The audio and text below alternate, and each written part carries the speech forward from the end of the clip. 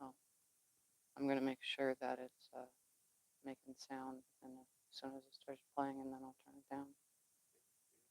Since this one doesn't have a blue light, and it doesn't stay that mode, it just keeps the three dots.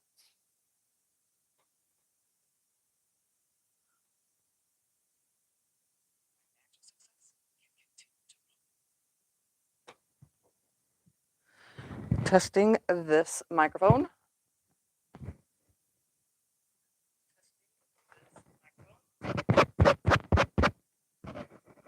Sorry guys, testing the microphone real quick. Oh, okay, good. Yep, it's gone. It just doesn't have blue light.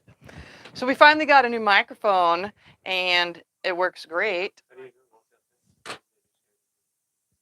Oh, because I just made the sound on the microphone. I rubbed against it without talking, and it's really loud.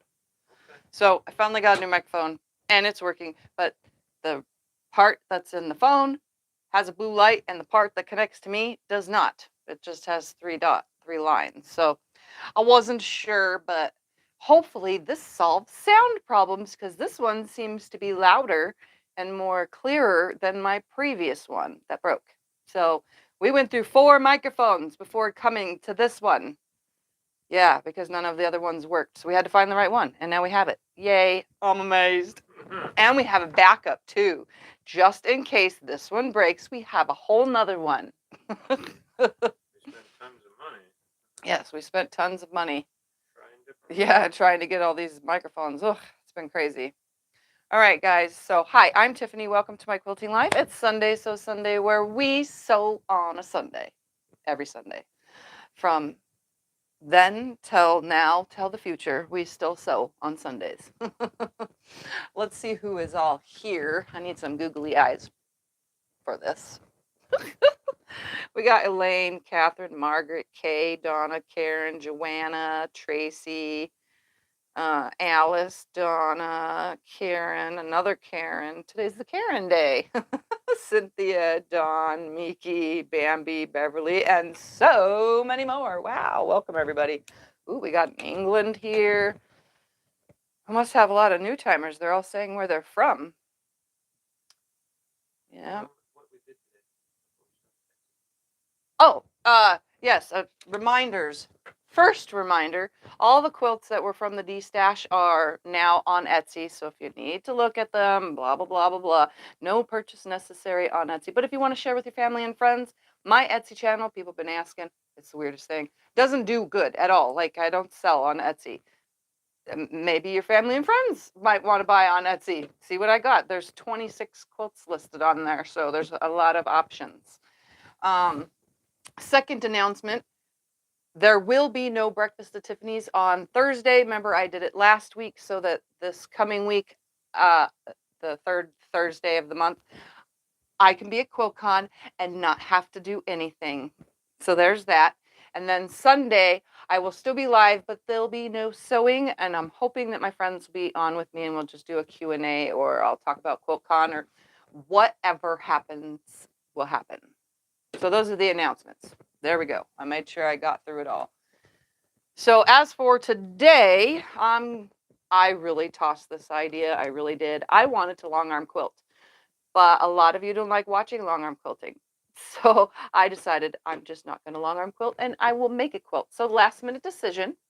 I have 13 10-inch squares here. They're all the same, exactly the same. And I have grabbed, because this was the scraps from a quilt back, by the way. I am been cleaning. I'm like off topic all of a sudden.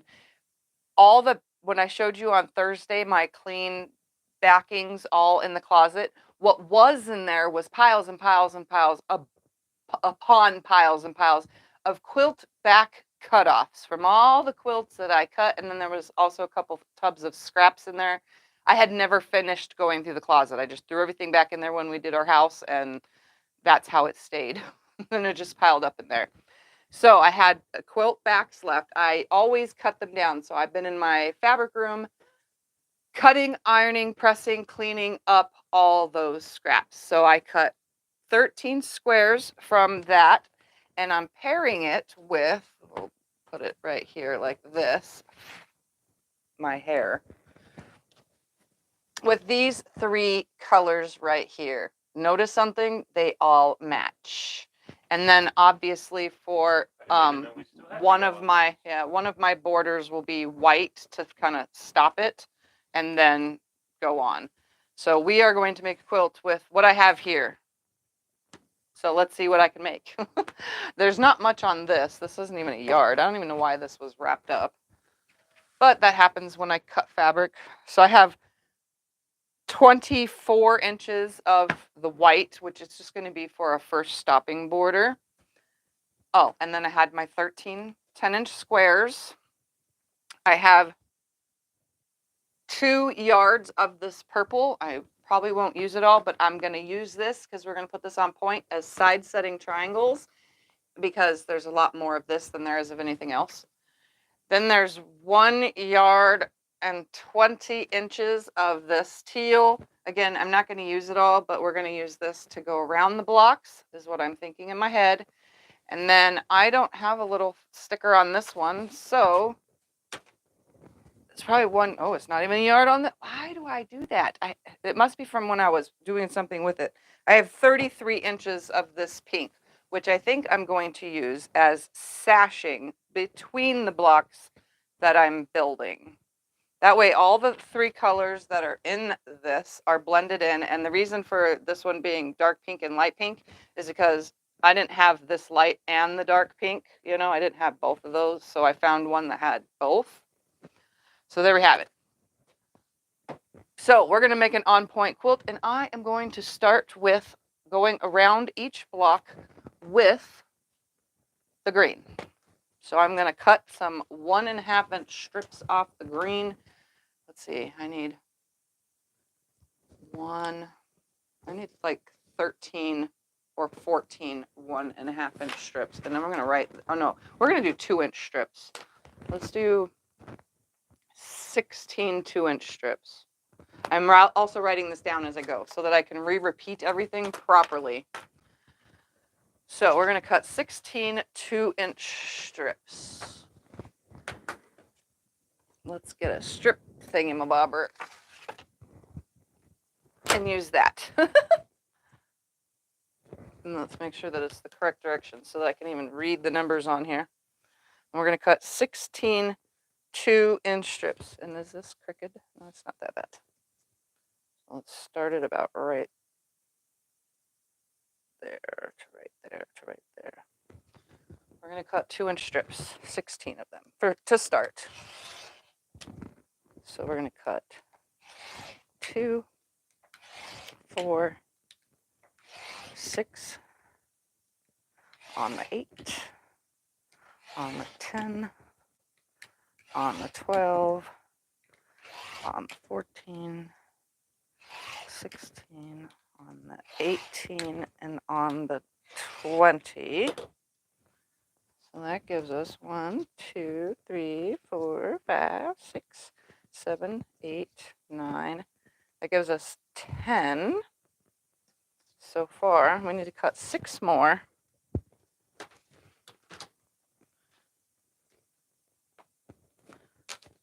Just gonna line this back up.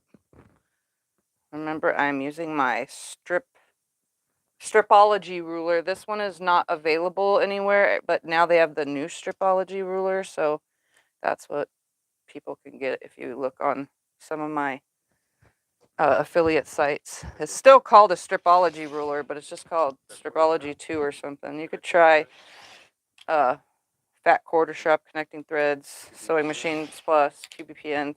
One of them might have it. That's 3, 4, 5, and 1 more makes 6. Does it have grippers on the back?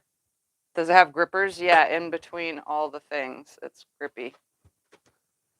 So 1, 2, 3, 4, 5, 6 more. So there's 16, and we're going to start doing this. And obviously, this is not 1 yard and 20 inches anymore. All right. So for now, just going to place that aside. And we're going to start sewing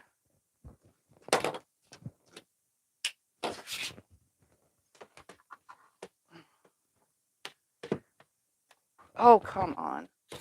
There. Sorry, and if I seem like I'm in pain, I'm struggling to sit. Sitting is the worst thing in the world right now for me. I'm having low back and tailbone and tendon pain. So hard to explain, but. All right, so what I'm going to do is I'm going to attach a 2-inch square all the way around the circumference of each of my 13 10-inch squares. And I'm just going to lay this strip down. And I'm just going to put 4 on one, then you know what I mean? Just keep adding. Let me make sure I have a 1/4 inch seam though, because you know sometimes I don't. But we're gonna make do with what we have. We're gonna make blocks with what I got available here. And this is gonna be a cute on point quilt. All right, so let's lay this strip here and put this right sides together with it. And then I'll put all 4 on here and then 4 on the next until I get to every single one of them gone around.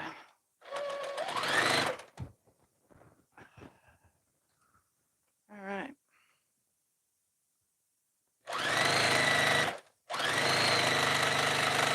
We're gonna make baby sleepers.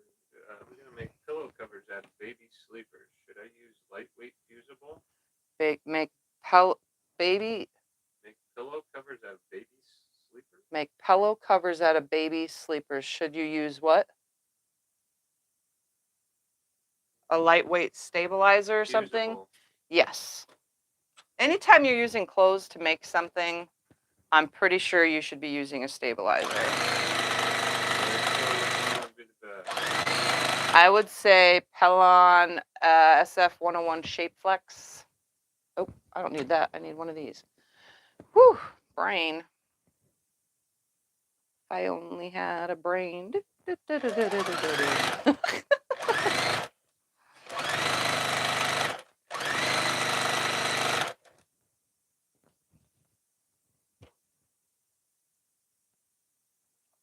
This should yield a 13-inch block, I think. Yeah. This should be a 13-inch block with these on it. Oh. And obviously, I'm out of bobbin. Let's finish up this bobbin.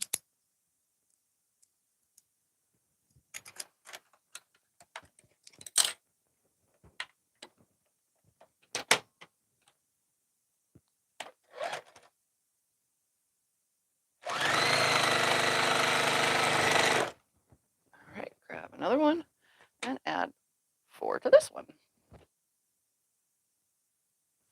And make sure that I'm, what the heck is going on today? Everything that happens during a live stream happens during a live stream, let me tell you. Oh, my ruler, I don't know what size my ruler is. What ruler? I'm not using one at the moment. The Stripology one is 20, it's got 20 slashes, so it's 20 inches. It's made by Creative Grids Stripology ruler. It has a little scan thing on here. If Scott could hold this up to the camera and put his hand, you guys could scan the QR code on it and see where you can find that. I don't know how well that'll work, but I guess we can give it a shot.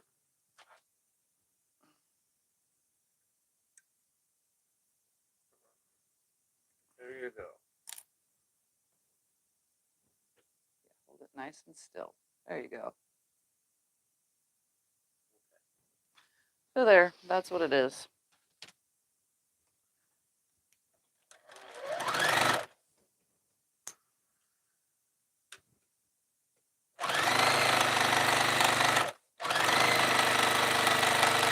This machine is sounding a little on the funny side.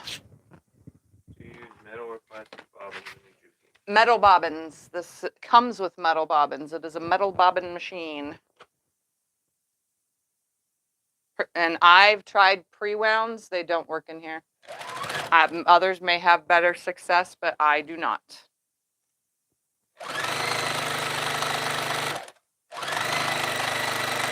The apparently you got to take the spring out to use a pre-wound in these or something, because it gets caught up on that and it tangles up inside there.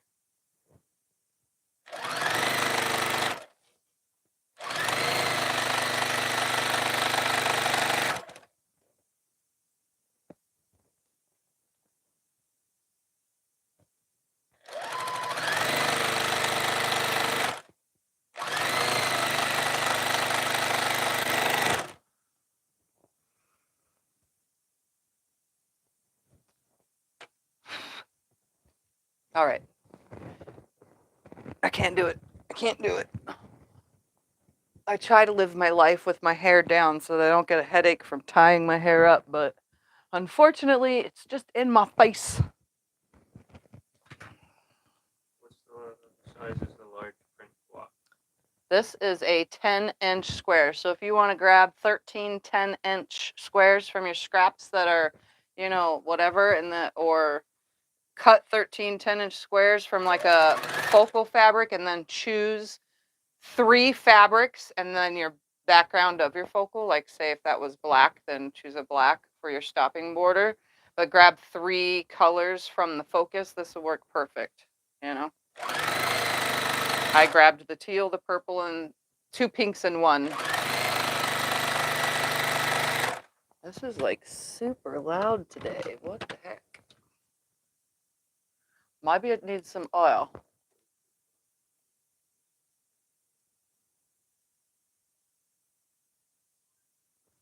Putting oil in all 6 ports. But I doubt it's going to fix the loud problem today. I did get a comment the other day saying my machine, they love watching my channel, but my machine is just too loud. Well, I can control that because Jukis are loud by nature. All of them are. All of these models, the TL models. My other Juki is not. Heck, my industrial is quieter than this machine.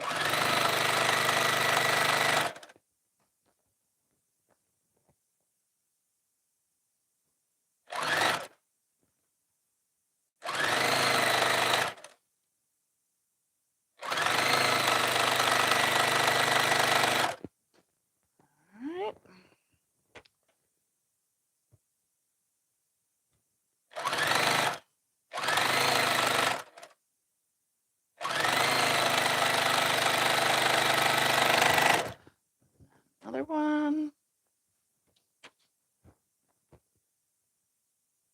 We'll cut all these off and sew on another side.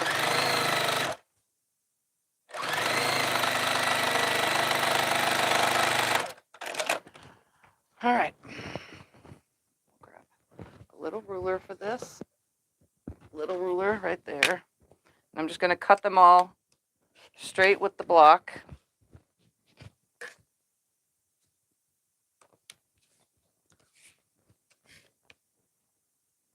And then I'll get the other side onto them and then I'll press.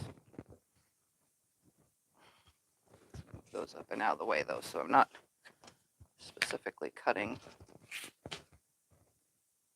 all that. What size middle bobbin is your thing? I think these are the L, M. M or L? I don't know. The long arm is the L? No, the long arm is M. These are L. Whoa. You know, the kind of things you got to remember. Just like the bobbins in my one Juki are not the same as the bobbins in my little brother machine. Yeah, yours is the L. Yeah. Yeah. This machine is L. You know, brain fart, because I got to try to remember all these different machines. But the bobbins in this machine, the TL2010Q, are the same bobbins that are in my Embroidery brother machine. And it was a good thing I had bought 100 pack of these bobbins because, you know, I already had tons of bobbins and I didn't have to order any for the embroidery machine because I already had a ton of them. Have you ever used the SMP sew mat? An SMP sew mat, no. The Sewing Machines Plus mat, no. I was hoping I'd win one during one of their quilt fests, but I never did, so, you know. I don't really Here's the thing about me. I don't really buy all those extra things. Like the only reason why I have a mat down here on the floor is because it came in an open gate box. And by the way, the Gypsy Quilter mat, amazing. It's just shelf liner with binding around it, but it definitely keeps my pedal in place and I love it. So when I stand to quilt, I'm not losing, or stand to piece, I should say, because quilting is at the long arm. When I stand to piece here, my pedal doesn't go flying all over the place, which is what it used to do because I thought the Velcro thing would work, but that didn't work. Not as planned, at least. I thought it would be okay, but it wasn't. All right. One last. Embroidery machine. Well, honestly, I don't like my embroidery. I like my embroidery machine, don't get me wrong, but I never used it to its full potential yet. I've never made in the hoop projects. I've never done anything else with it. I recommend it, yeah, because I have one and it's easy to use, super easy to use, but I've never really done anything on it, and it doesn't come with a very big hoop. If you want to do bigger projects, I would recommend a machine that has the bigger hoop. And there's plenty of people on here that know what I'm talking about, so you probably have one. Everybody can put their recommendation in the chat of what they have, I guess, if they wanted. There's tons of different brands of embroidery machines. I played with one at Quiltcon last year when I was in North Carolina. I show them this. I think it's balls of yarn. Oh, no, it's not. It's little elephants. Elephants. It's elephants. The elephants. Tell them what you have under your sewing machine. What I have under my sewing machine is shelf liner. I And? actually have shelf liner and a yoga mat, a chopped up yoga mat. So I have a chopped up yoga mat under this machine, and I have a chopped up yoga mat under my embroidery machine because it shakes really bad. This machine shakes too. So the shelf liner actually keeps the table from shaking too much, or else this table goes wacky crazy. All right, I'm going to do this again now for the opposite side. But yeah, back to the embroidery machines. I played with one last year at Quiltcon that had like a 20-inch hoop, like a 20 by, I don't know, 11 or 12, something like that. It was humongous. The throat space on that thing was ginormous. But the projects you can do in that thing were huge. It had like this special scanner and everything. Of course, it did come with a hefty $15,000 price tag. And well, I done got $15,000 for a bigger and better embroidery machine. But for entry-level embroidery, I say my brother PRS 100. That's what I have. It's a pretty good machine. It's really easy to use. And I guess if you want super entry level, then Walmart sells little brother machines that come with little 4x4 hoops. Huh? Yeah, like what I have, but they're just like that. Mine's not embroidery though, it's just small like that machine.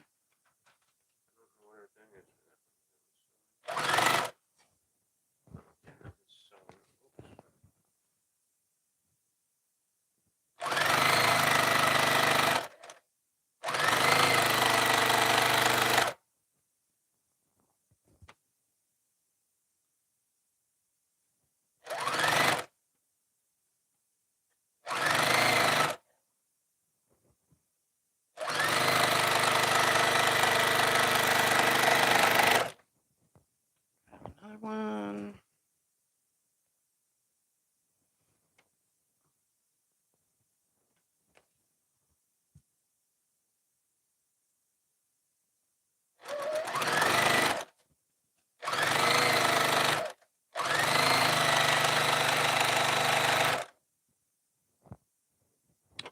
I'm literally just adding a 2-inch strip on all 4 sides. I'm doing the 2 sides first, and then I'll do the top and bottom.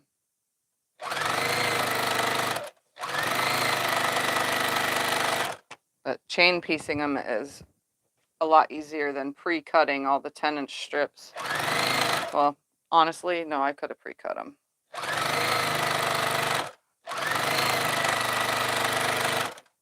But I didn't. I'm just doing it this way. That way I don't overcut. That's what you guys normally see me doing, is overcutting for things. Especially when I'm just making something up.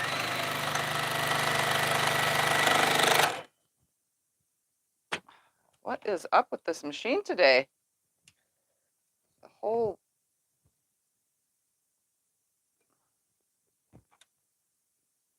It's super uber loud, and the thread keeps breaking, and I cleaned the bobbin area out even.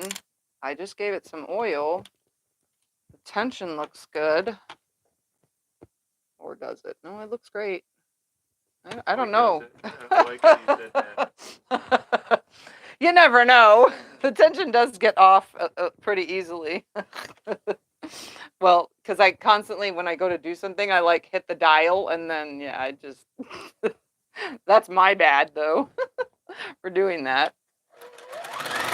Think, oh, I gotta change the stitch length, but instead I'm turning right here at the dial. Yeah, I've done that several times. I'm like, duh.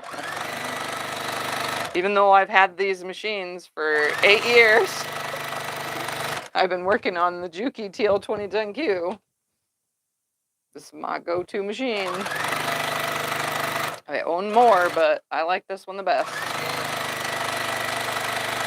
Even though it's loud and I can't sew at night, and because I would wake up the neighborhood. But if you own one, you know what I'm talking about. Right.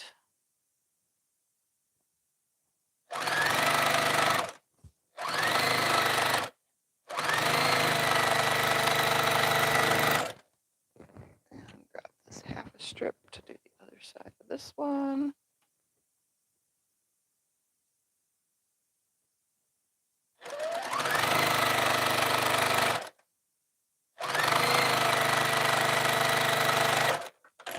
All right.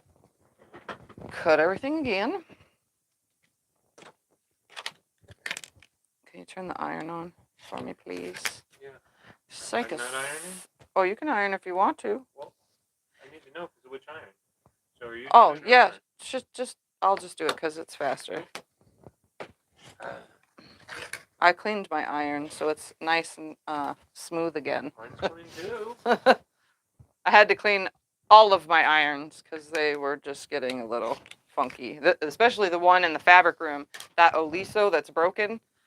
It leaks water like a sieve.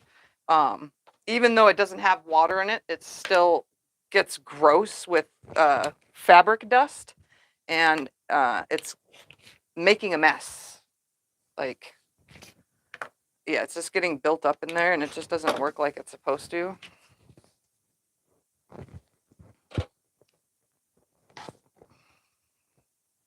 And then I had to have it plugged in to, because it doesn't have an off and on for the up and down thing on the Oliso. So I had to have it plugged in to clean it, no matter what, because I needed the thing to go down.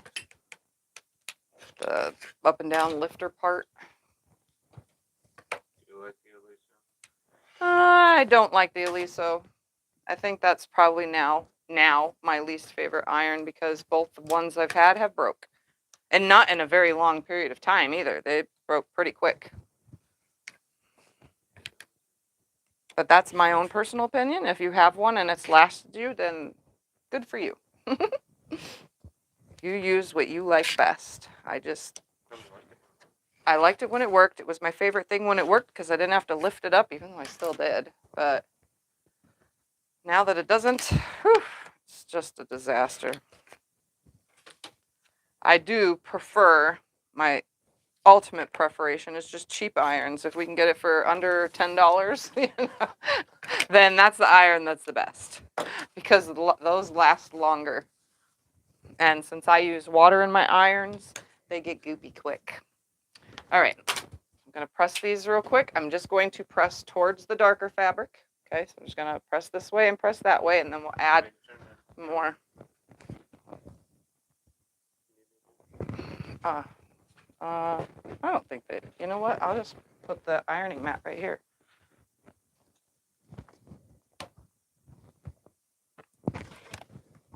Bam, just like this. This will make it where I don't have to turn the camera a bazillion times on you guys. Ugh. There we go.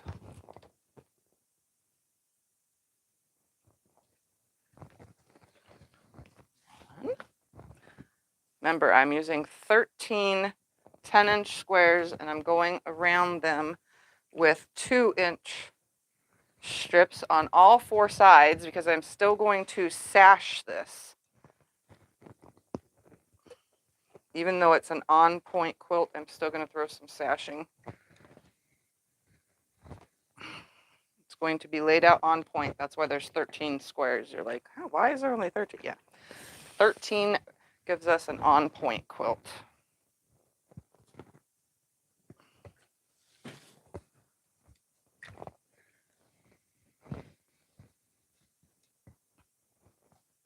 So it's pretty much just choose a focal fabric, cut out your 13 10-inch squares. I don't know how much fabric you need for 13 10-inch squares. I'm trying to think. You get 4 per cut.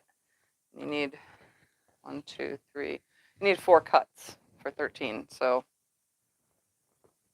that's 10, 20, 30, 40, 50 inches of fabric, which is a yard and whatever. I think. I may be overcounting because I'm not good at math. Like at all.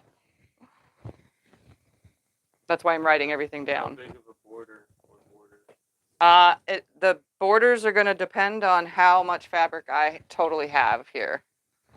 Because I didn't have as much of the pink as I thought. I thought that was a full yard, but it was only like 30 inches or something like that, or whatever. 1, 2 fell on the floor. Whew.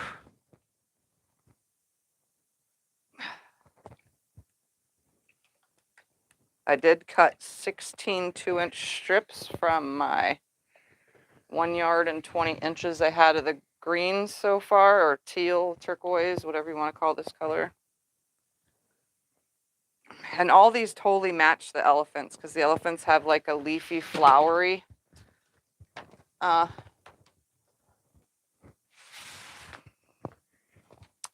design in the elephants. Wow, the things that are just flying out all over the place in here. All right, let's do this again. So I'm just going to, now I'm going to get 3 per strip because now mine are 13 inches and you don't really have 4 13-inch worth of fabric on a strip of fabric. You'll have 4 10s, but not 4 13s because I'm pretty sure that was 13. I'm here. Yep, 13 inches. See, I can do some math.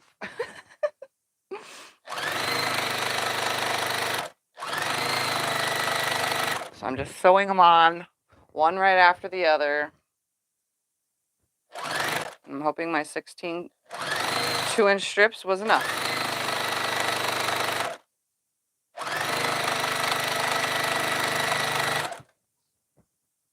Will you be going to Quiltcon? I will be at Quiltcon. I will be showing up in Phoenix on Wednesday in the late afternoon. I'm going to get there early enough so that I can pick up my name badge and everything from the convention center. That way I don't have to do it in the morning when all the peoples are there. Because it is really packed every time, right the first thing in the morning to get your name badges and stuff on opening day. So I'm showing up on the evening before to pick up my badge. So I'm going to leave here probably around noon. Really? You were leaving it early? Yeah. I thought you were going to leave at like 3. No, because then I won't be there in time. They'll be closed. It's only open until 7. Or 6. I think it was 6. 6 or 7. So I'll be there in plenty of time. Plus, I have to figure out how to navigate the map on my. Our cars do not have. We don't have expensive things in our cars. What are the TV screens and all that stuff? They're plain, boring. I mean, we even have crank down windows. So we have plain cars, and so it doesn't have navigation. So I have to rely on my phone. But I like to blast the music while I'm driving.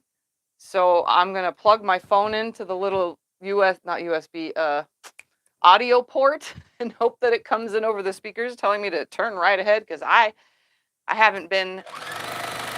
We haven't drove around Phoenix since the last time I had to go to the doctor's, and that place was pretty much one straight shot.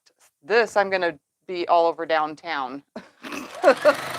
So I'm an amazing driver, but I'm used to no cities. I'm used to barely any traffic in a town full of stop signs, because that's where we live. There's like 8 red lights total here.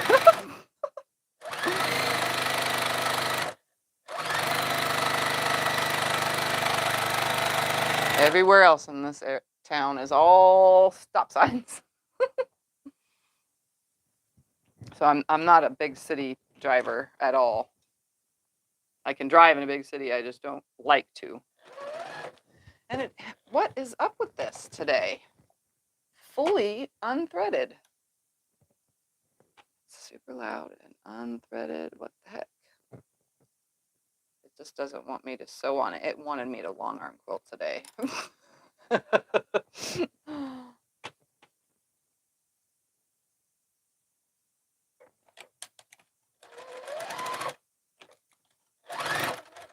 Could also be that it hurts to sit and everything's just annoying to me.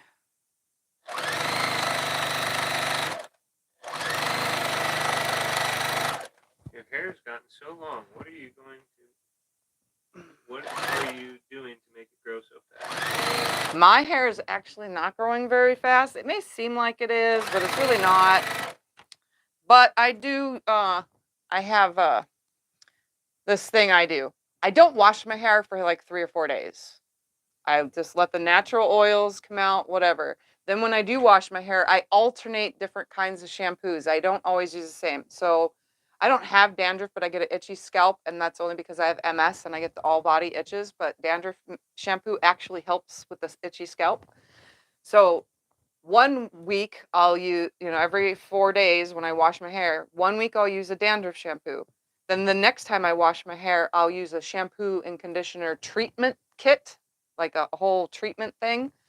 And then the next time I'll just wash it with the plain Jane VO5 or Tresemme or whatever the heck I have in there. They're all poured in, I get all sorts of different bottles. When they get low, I pour them all into one, that kind of thing.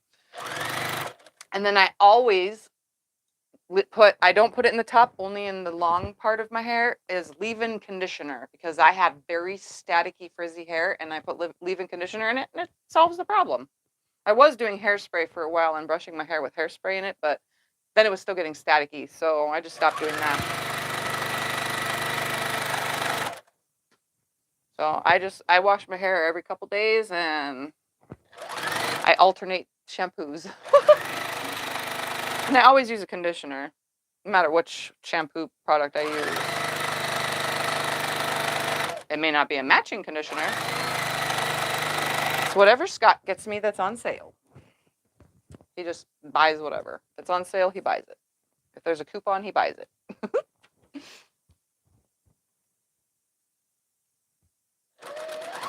But I think the secret is not washing it a lot. And I blow dry my hair, but only in the winter after I shower. In the summertime, I just let it air dry. But in the winter, I can't, because I get sick. I get a cold usually. But in the summer, it's too hot to blow dry my hair, so I just go outside for like 5 minutes and bam, my hair's dry, especially on a windy day.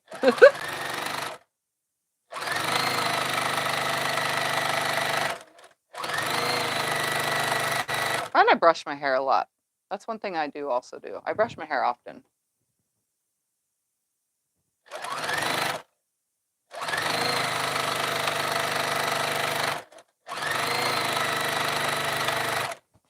Am I out?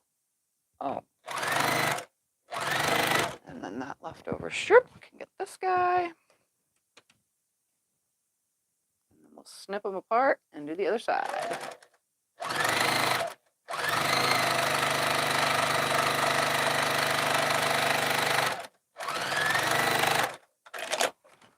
Alright.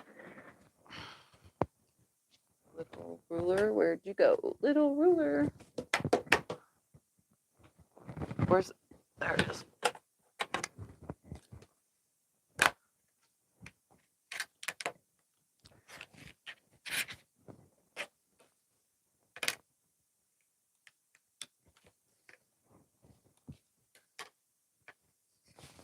What are you doing with purple? The purple is going to be the side setting and corner triangles.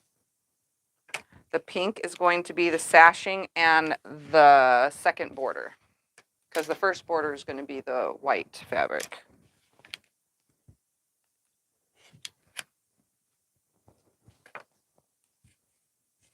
This is going to be a baby quilt. It's going to be baby quilt. Okay. It's going to be small. Okay. It may look like it's going to be big right now, but it's probably only going to be like 45, 46 by 45, 46-ish, somewhere in that range. He's holding all the colors that I'm using up.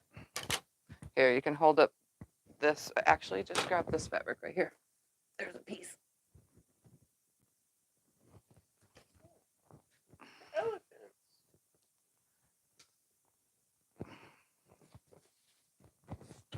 These cute elephants, and I figured, wouldn't this make like the perfect child quilt, kids quilt, little quilt? Because I didn't have very many pieces, you know.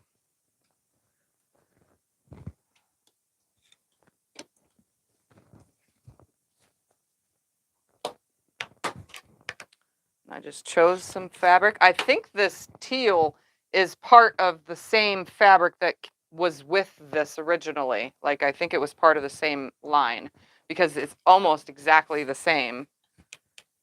Like, literally the same as the teal in this. So it's definitely, I'm pretty sure, of the same fabric line, and I'm pretty sure it came from Walmart because I'm pretty sure Scott and I bought a whole heck of a lot of it. Yep. There's probably even a video showing when I bought it. But I used it on the back of like 3 different quilts, and all those pieces were still in the closet. Yep, I bought all that elephant fabric for you a long time ago. Yep. So that's probably where we got the teal too. So it probably is the same line. Probably came from the same, you know, Walmart fabric line.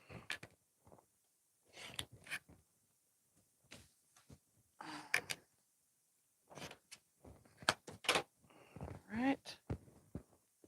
3 more to cut off of here.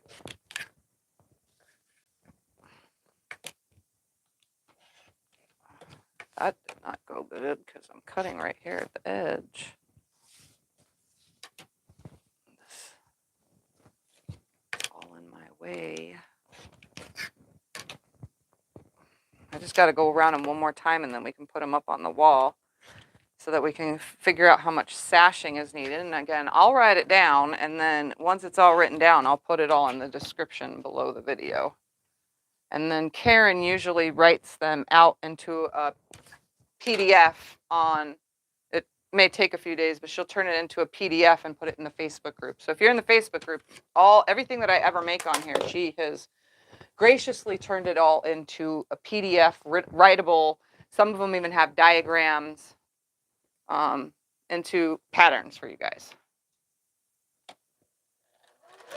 If I had a website to support and host all that, I would, but I don't have a website, so I can't give you guys all that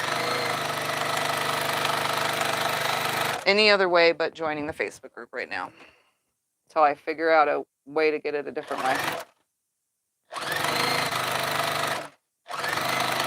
The only reason why I say it out loud is because people have asked. And, oh, whew, I almost realized I was sewing it backwards, but this was just folded up. You know, my brain sometimes.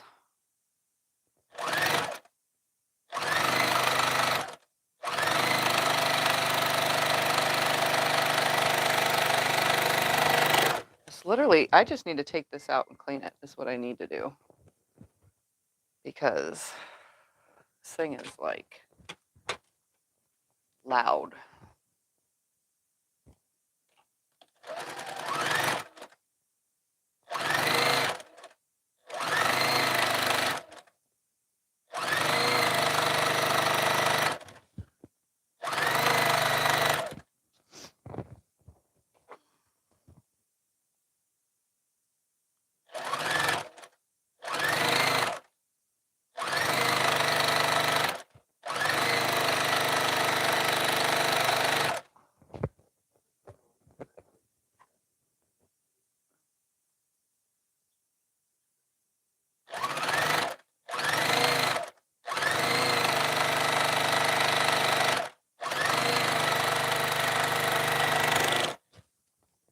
strip. Ooh, I may have cut the right amount of pieces. 16.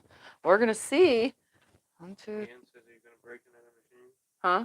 Ian says he's gonna break Yeah. another machine. I said that like 3 weeks ago that I think this machine is going out because it was having power issues and sputtering, and then now it's doing this loud freakiness. And if it breaks, guess what? I'm just gonna get another one. Because actually I have another one, so until this one would be fixed, I would use my other one.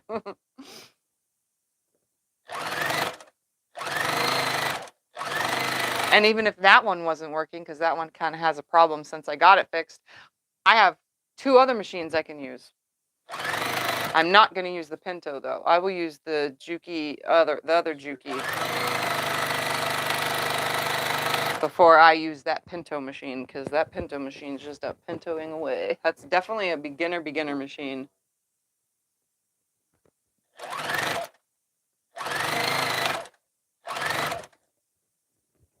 He said you go through machines like people go through machines. I do go through machines, and it's kind of funny, but it's not.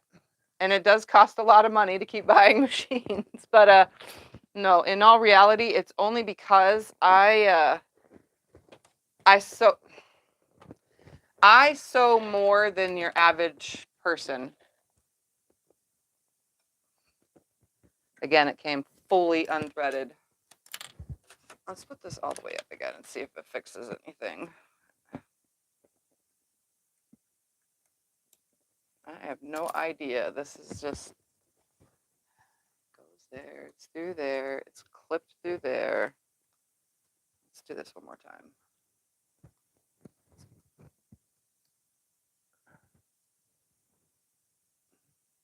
In there, it's on there, it's going through there. Let's blow the dust out of it. And maybe it won't come unthreaded again, or it'll just drive me nuts and come unthreaded. If you could get any machine, what would your dream machine be? If I can get any machine, what would my dream machine be? It doesn't exist. A machine that uses a spool of thread for the bobbin as well as a spool of thread for the top. They don't exist. But that's my dream machine. I think that's all of our dream machines. That way we don't have to wind and change bobbins all the time. Wouldn't it be cheaper if we just had 2 spools of thread, And they would use the same amount because it's running at the same exact time. If the stitches go in at the same exact time, you're running the same amount. So it wouldn't be wasting.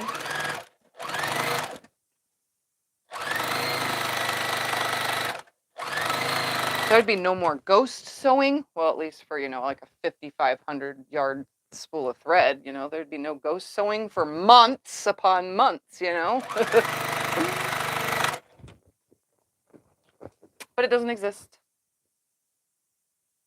But if I was to get a does exist machine, I actually prefer the Juki. So if I was to get another one, I'd just get the Juki. Like I said, I don't really have a dream machine. Unless they made a machine that could long arm quilt, sit down piece, embroider. Oh wait, they do make those. But I don't have the money for that kind of machine. Those are like $20,000.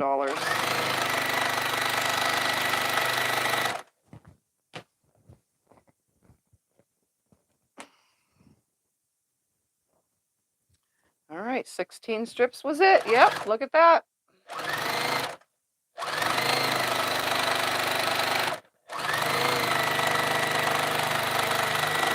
And that was just a guess off the top of my head. Yeah, that's definitely not 13. Look at that, see? So I cut 16. Did I write down 16 in my book? I did 16 2-inch strips to make a 13-inch block. All right. So this last one on, we'll press them and then we'll put them on the wall so you can see the on-point layout, and then we'll cut some sashing.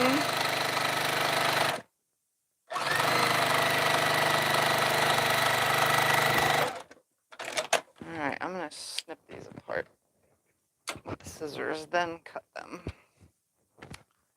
and then press them.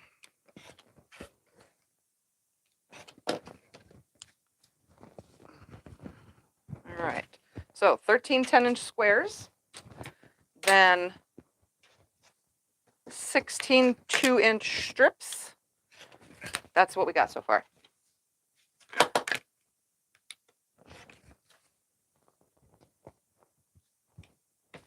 So far, this is a pretty easy peasy quilt.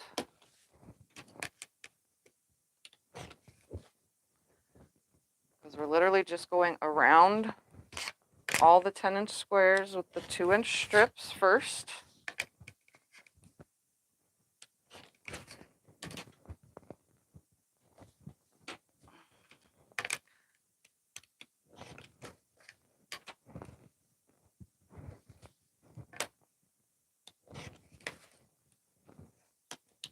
Oops, that pile of trash. Are you dropping stuff? Is that what that noise is? Am I dropping things? No. Yeah, the boom, boom. You didn't hear that? No.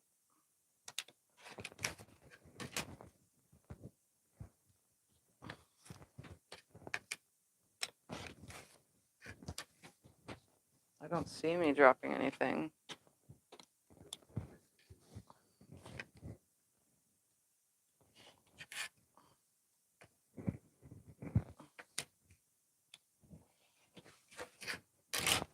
You don't need me to hide. I got it.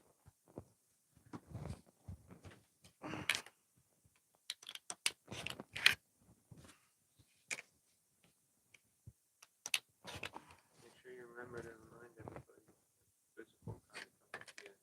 Oh, yeah. So Scott told me to say this out loud to remind y'all. If you're going to Quiltcon and you see me, don't be afraid to come up to me. I'm an average, regular person. I'm very friendly and I like hugs.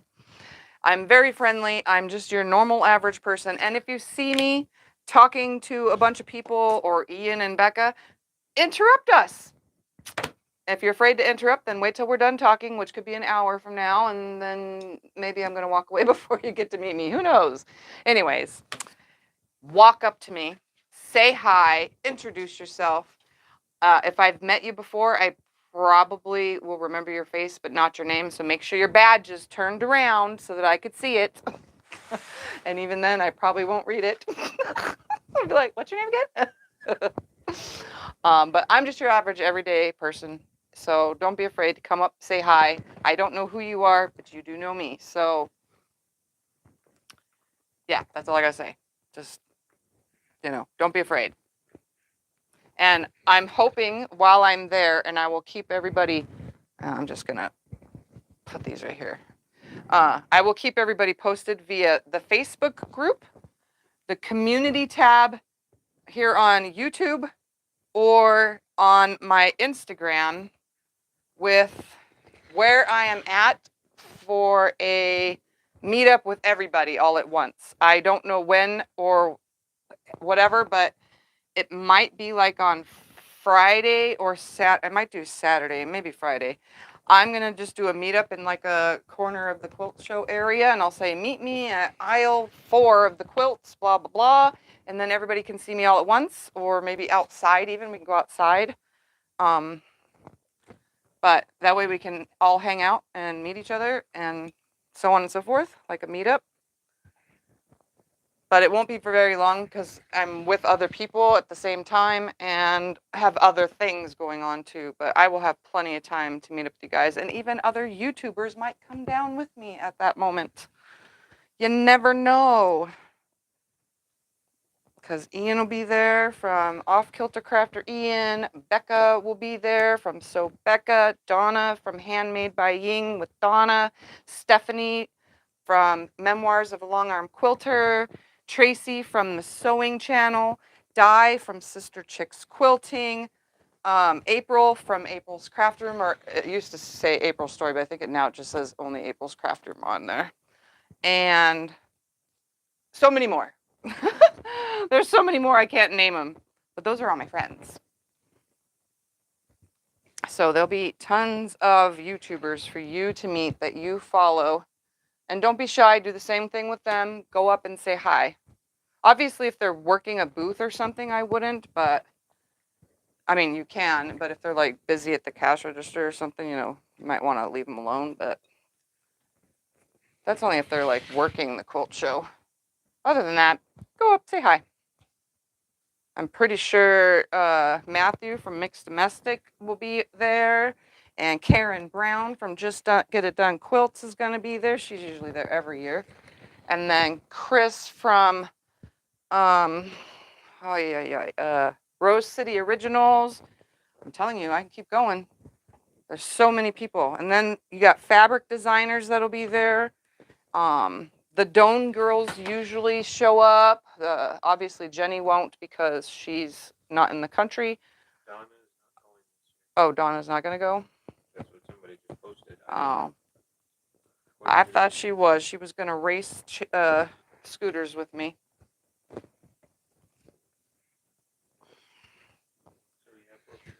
So Ya's going to be there? Oh, look at that. See? That's what one person said. There's going to be so many people there. You'll meet lots and lots of YouTubers. If you guys follow Instagram, Mr. Bones Sews will be there. And I'm trying to think of who else was on Instagram that's going to be there. Chris is on Instagram, so no, it's the same one I already said because he's on YouTube also. Just put content creators like crazy will be there. So if there's someone you really want to meet, and not just me, there's going to be someone there for you. All right, so this is how this is going to work. We're going to put these on point. So we're going to go like this. I'm going to go a little high. Is this as high as the camera sees right here? Yeah, that should be good. All right, so we're going to go one. Right now I'm just guessing because we're going to have sashing, but we'll grab the sashing after. Right now I'm just going to put them on the wall. So it's going to be 3. You're going to go 1, 2, 3, like this. It seems like it's going to be big right now, but it's not really going to be that big. It's going to be child size. Then you're going to go 1. Oh, wait, I'm going to make sure that all these are running the same direction. They're opposite directions, so that way they're all opposite. This one will go this way. So you'll go 3, then 2, then 3. Well, I'll worry about that when we do the sashing. How about that?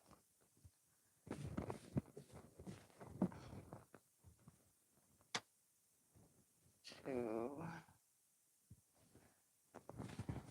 And then 3. This. Because we're going to add sashing. We're going to cut 13-inch strips for that, but we're also going to be sashing our set-in triangles. And then 2. Obviously, they're kind of spaced apart because I don't even can't get it like perfectly straight at the moment. And then 3. So it goes 3, 2, 3, 2, 3. That gives you 13, 2. Yeah, I definitely did not lay these out very nice. And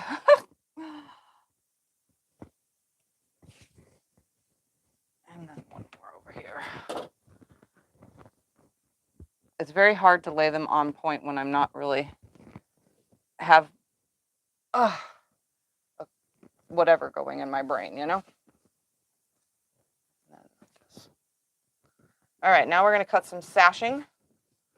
So to start, we're going to do the sashing between the pieces. So right here, here, here, there, here, here, here, here, there, there, there, there, there, there. Oh, yeah. So we need 1, 2, 3, 4, 5, 6, 7, 8, 9, 10, 11, 12, 13, 14, 15, 16, 17, 17 sashing strips. We're going to move this now out of the way. And we're going to cut from the red, or the pink, for my sashing. And I'm going to cut 1.5-inch strips, only because I don't really have a lot of this. I didn't have enough. I had only like 30 something inches. I'm gonna give it a quick press though. And we're gonna cut 1.5 inch sashing strips by 13 inches.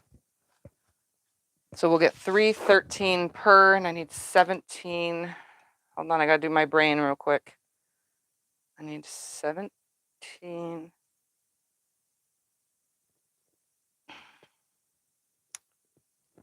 So that's 1, 2, 3. That's 1, 2, 3, 4, 5, 6 strips, I think. 6 1.5 inch strips. We're gonna find out right now.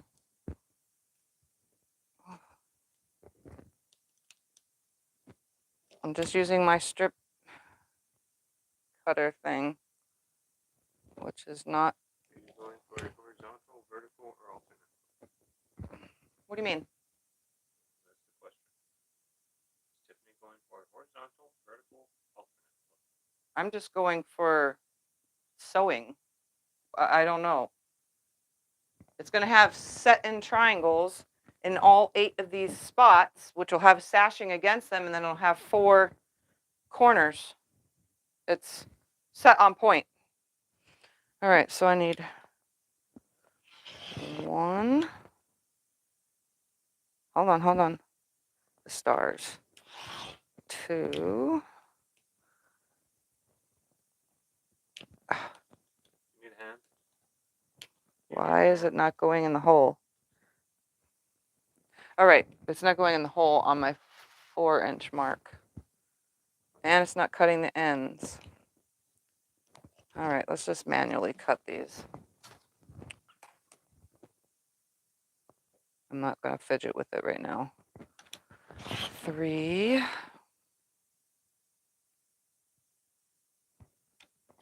4.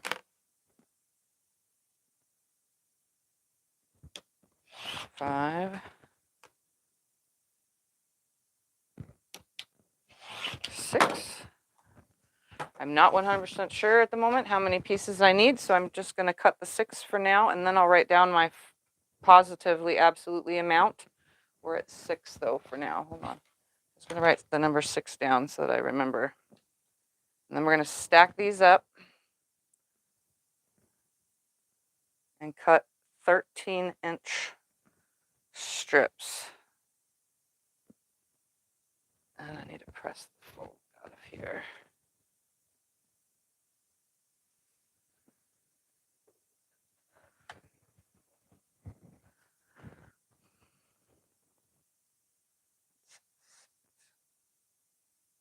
How many did I say I needed? 17.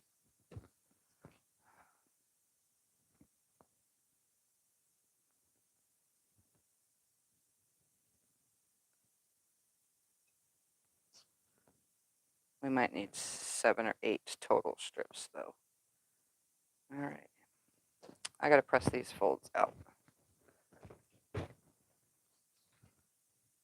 directional fabric matter? Direction. If you're putting it on point, directional fabric will not work properly, obviously. But if you cut your pieces out on the 45, then you're gonna have bias squares. But these are not directional, so they're all different ways. I don't think on point works for directional unless you're fussy cutting, you know? Which, like I said, that's a waste of fabric if you're fussy cutting. But some people do it. I don't. Every now and then there'll be leftover pieces that get fussy cut, but that's about it. I don't actually fussy cut specifically for a project. All right, here we go. 13-inch strips.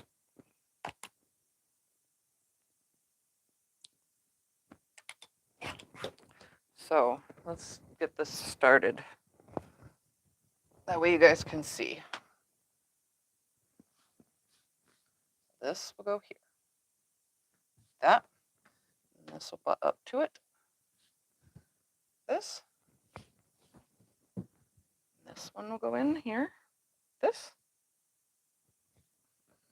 Just gonna space everything out now. Let's go higher because it's probably gonna be a 60-inch square quilt, honestly. It's looking like it's gonna be pretty big now. I pulled out the 10 inch squares thinking, oh yeah, it'll be perfect, you know?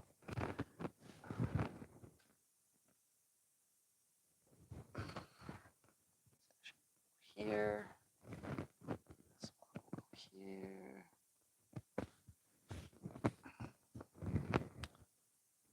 Oops, on this pile, not this pile. Here.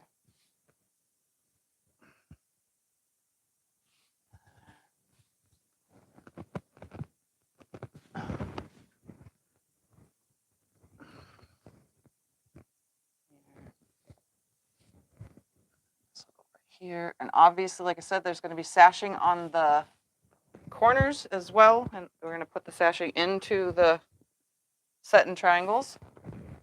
So trust me, everything will match right up. The circle's not going in the same order on mine. I don't get it.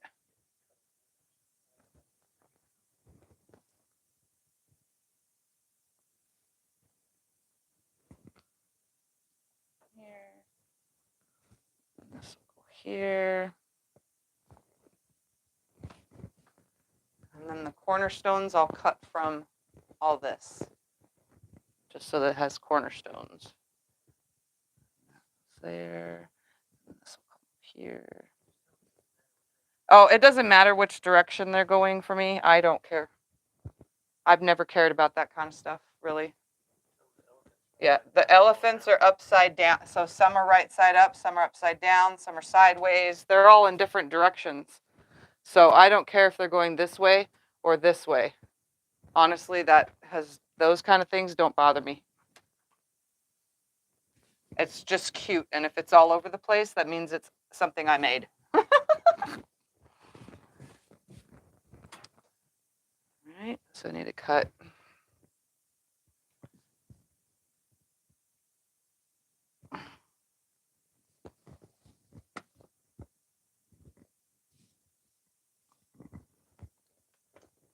This one right here.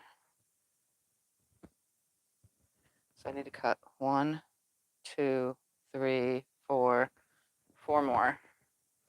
13-inch from this.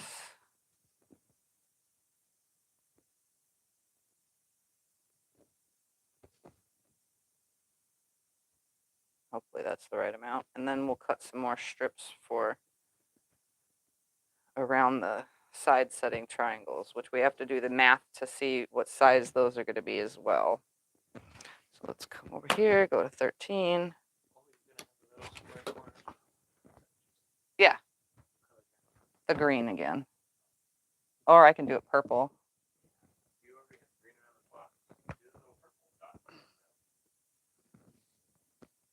Yeah, I can do them purple. That's fine. This will be here. This will be here. This will go here.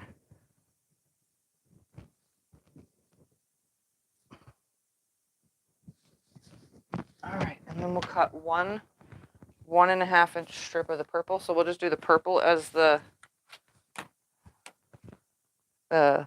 cornerstones. So I'm just going to cut a 1.5 inch strip. What color is going to be the side triangle? The purple, because that's what I have the most of. I had 2 yards of it. So we're going to cut 1.5 inch strip, and I'm going to subcut it into 1.5 inch squares. Let's use a little ruler for that. 1, 2, 6, 7.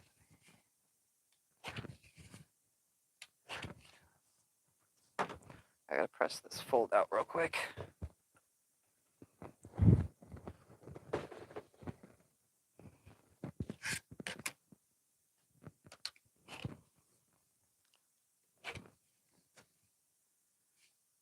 I'm just overly cutting these, but they can go in my 1.5 inch bin.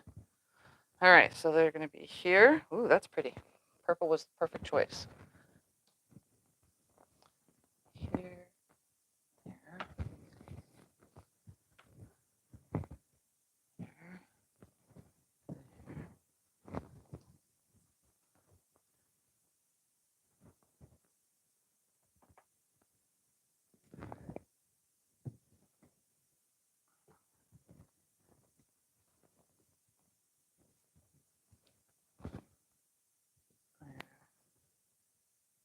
Did I get them all?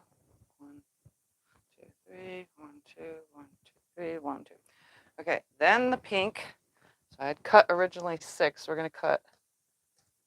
I need 1, 2, 3, 4, 5, 6, 7, 8, 9, 10, 11, 12, 13, 14, 16, 17, 18, 19. I need 20 more. 20 more 20 more 1.5 by 13-inch pieces. So that's 6 more strips. Did I need 6 more? Yeah, because that's not a full strip. So 6 more strips. You need me to do some math? I have my phone right here. So a total of 12 1.5-inch strips.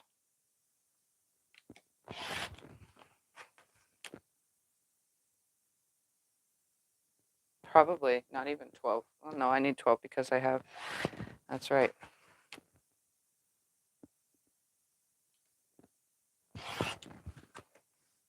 One, 2, 3, 4, 5, and one more makes 6. Okay. Now I'm going to subcut them into 13-inch pieces because they're going to go on the outer sides. And probably confusing everybody.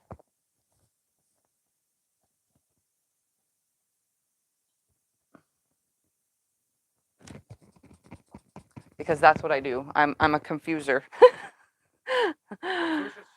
Yeah. Confucius Tiffany. Say, do this, not that. Cut this 500 times and then have 500 extra pieces. Just know that all of my leftovers go to good causes. They make quilts as well. All right, let me press this fold out of all of this. You're very good at not wasting. Yeah, I don't waste much, so because that's why I build as I go sometimes, and sometimes I make a video for you guys, and then in those videos I'm actually building as I go, and then I just in the video I actually change out the measurements that I say with voiceovers, because 90% of the time I'm not making 2 of every quilt that I know how to make. All right, we're going to subcut these into 13-inch strips. Again, these are going to go on the side of the side setting triangles, which we're going to get a number for in just a moment. I don't have that number on the top of my head, but I will in a second. So these will go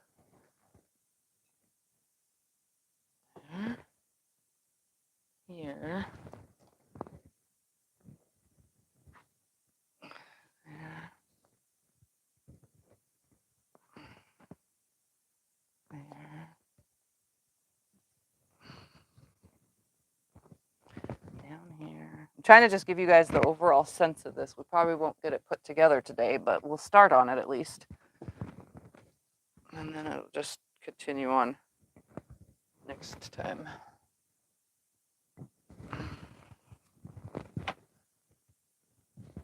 I just want to get the general thing done on here. I probably should have cut these a little longer because these are the out. Well, no, they'll be perfect, honestly. That's the outside pieces.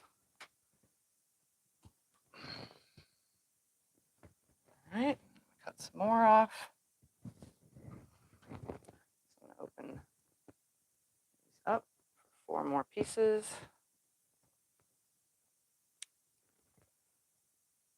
2, 3,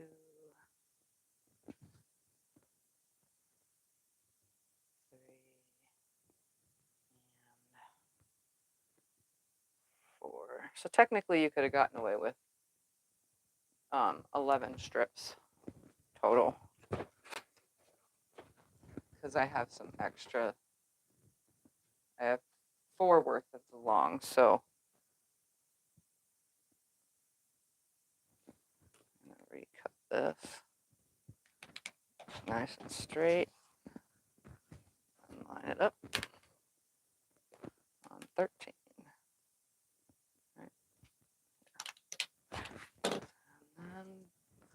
place these right here, and then we're going to get a general number. I always make my side setting triangles bigger than they need to be, purposely because I like to trim around the edge of the quilt. I think that gives you a better size of things. Oh, I need 2 more actually. 4 more. Yeah, 4 more. Because I need it on the outside too before the final triangle. So look, 4 more pieces. So yeah, 12. 12 total strips gives you what you need. Exactly. Look at that. See? So I used 13 10-inch squares so far, 16 2-inch strips to go around those 10-inch squares, 2 inches, then 12 1.5-inch strips for the sashing, and then 1 strip from my purple to make 1.5-inch squares, 1.5-inch from the purple. Since that's going to be out, these are going to need to be bigger than 13, 14, 15. They're going to be 15 inches. No, 16 inches. Hold on. Yeah. 13, 14, 15, 16, 15. Yeah, 15 inches. We're going to cut 16 just because. So this is 16 right here. Because these are going to be against the outer edge. Like this. Yep, 16 inch. So I need to mark this down. Because they're going to be on the outside. Technically, it's only 15 inches, but I'm making it just a little bit bigger because my purple is going to be bigger. So there's that. And now to measure for the purple.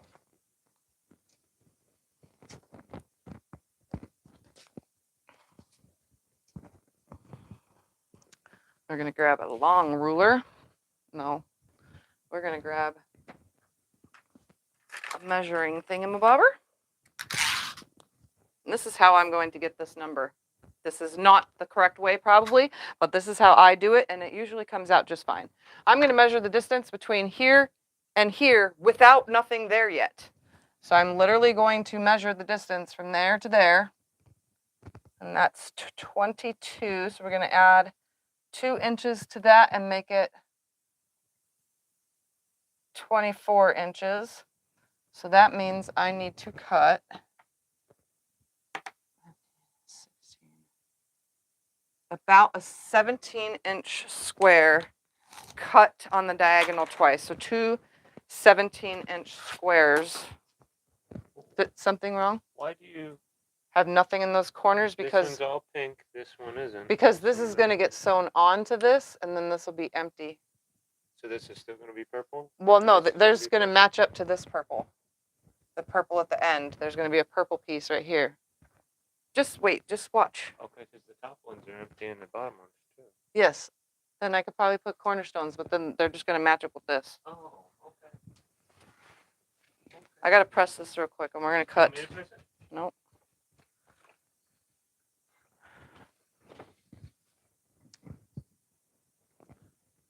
We're going to cut 2 17-inch. Did I say 17-inch? I said 17-inch, didn't Yes. I? 2 17-inch squares. I can get that from 1 cut. So 1 17-inch strip off of here. I'm going to go over to 17. There. We're going to open it up. I'm going to press this whole entire strip nice and flat to get 2 17-inch squares. And the reason why I keep saying it out loud is because Karen will get it right when she writes everything, even after I've done whatever. Karen's on it. She's usually super on it. All right. Nice and pressed.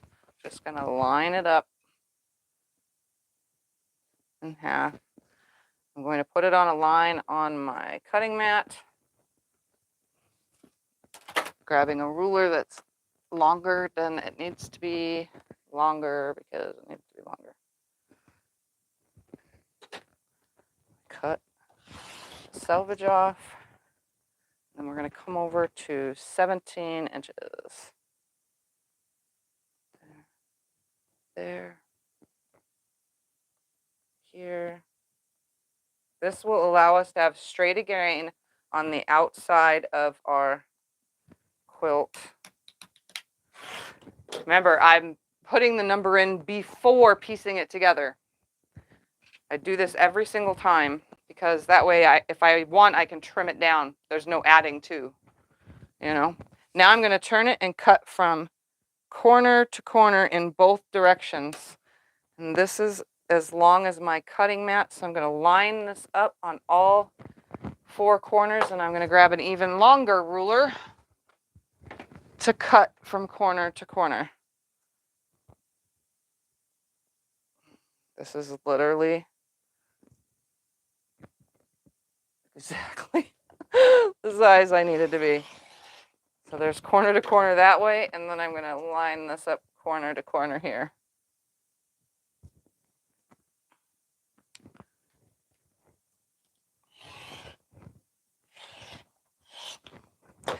All right, and this is my Quilter's Slide Lock by So Be It Quilts ruler.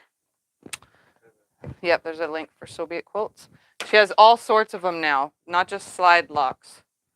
All right, so now we have too small. Darn it. It will work on the outside though, huh? Oh, and that's not straight a grain either. Darn it, too small. Let's do this again. I'm gonna cut again. Why? Because I had plenty of this fabric. I messed it up. These could be my 14 and 14 4 pieces. My 4-inch piece. My little 4 corners. Wow. Let's try this one more time. Measuring thingy-mabobber. Here to here. It's 20. 24.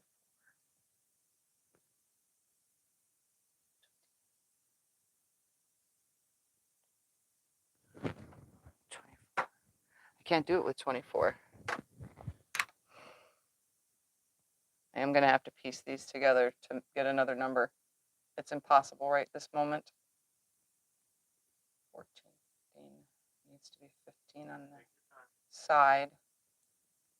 That's where I got 17 from on the side and 24 long. There's no way to cut 24 unless I cut 2 24-inch strips. Let's piece it so I can get a better number because this is not working for me. That's how I usually do it. I measure before I put it together. Obviously, I'll figure it out. Let's move all this crap out of my way. I'll just use those 17-inch square, just one, for my corners. And even though there'll be bias on the outer side, that's no big deal. I'm going to start by placing that aside and piecing my rows. And I'm going to stand for now because it's feeling better to stand than it is to sit. Okay, we're going to get a better number this way.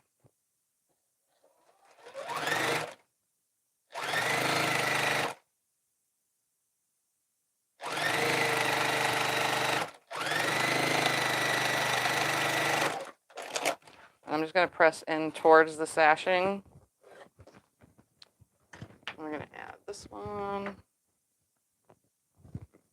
going to get a number here. We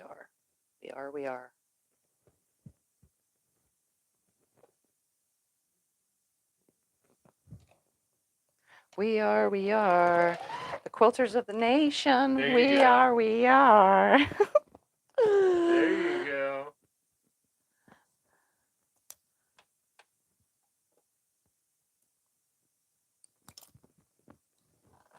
Okay, let's try that again.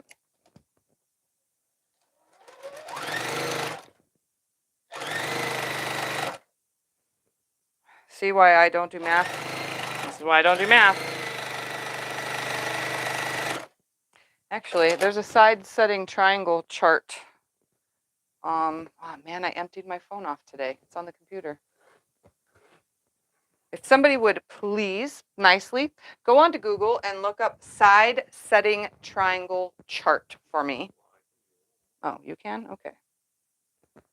Side setting. Mm-hmm. Wall. Chart. A bunch of answers are going to come up. Images. Huh? Just go to images. Yeah. Quick reference chart for setting triangles and setting. Yep, those. Exactly. The quick chart. Do the quick chart. Oh, you want me to click on it? Mm-hmm. CMS.io. Look for a 13-inch block. No. Yeah, 13-inch block. And we're just going to add to it because I... Finish block size 13 inch. Yeah, just do that. What's the number? Well, there's 3 different ones. Oh. You're using the 19 3/4.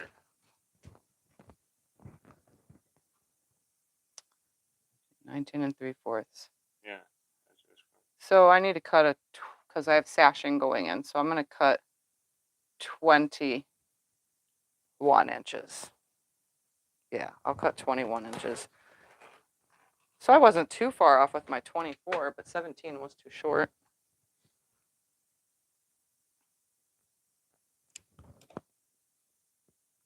I think I can get two 21-inch squares out of the fabric. It's really pushing it, but I can do it.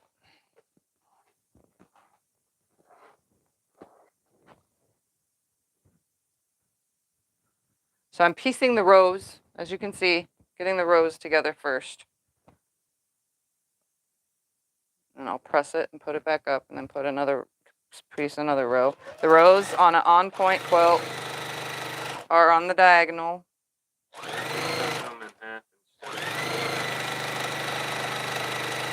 What? If you cut in half, that means your outer side will be the section right here is going to be a bias. You don't want that to be biased. You want that to be straight a grain. I'm going to have it with these because I already cut those pieces and I'm going to use them. So those I'll use for the thing, for the, whatever the word is, the corner triangles, corner squares, whatever. My brain isn't working.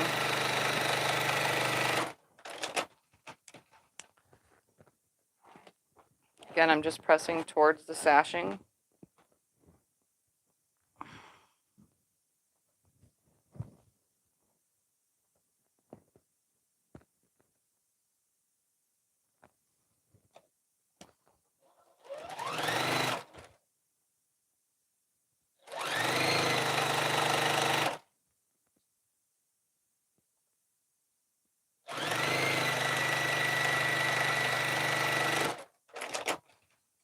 Okay. I'm going to press this real quick. That way it lays nice and flat.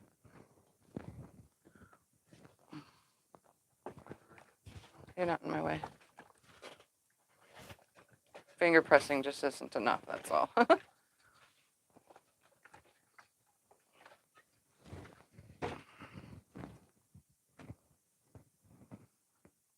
Place this in right here.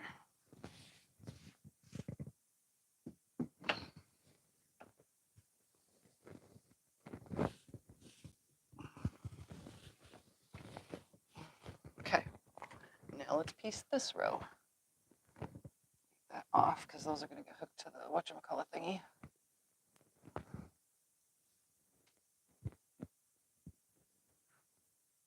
Right here.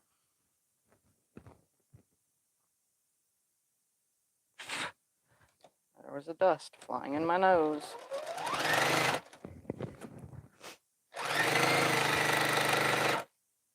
Am I out of?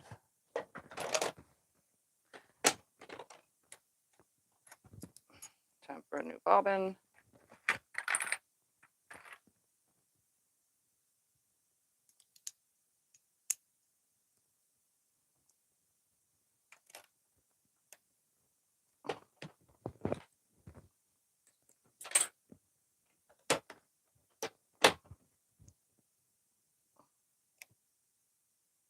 find where it went out. There it is.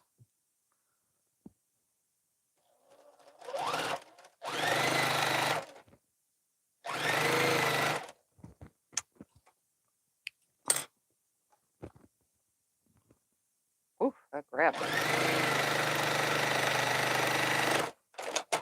Okay, again, I'm just going to finger press towards the sashing. Grab the next one.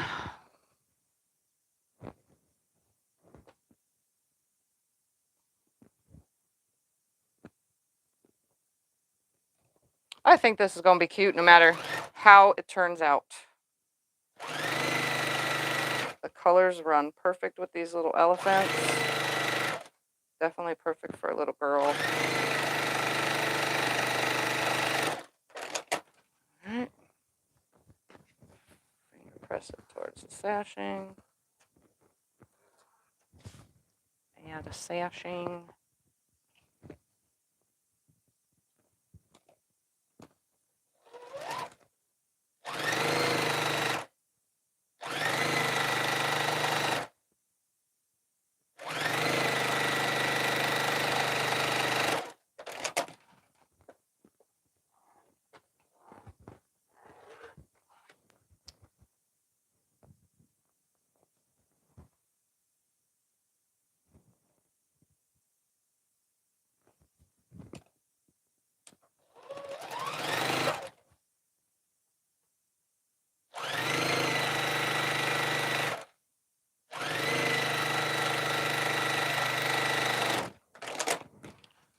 Alright, I'm going to press this row quickly towards the sashing.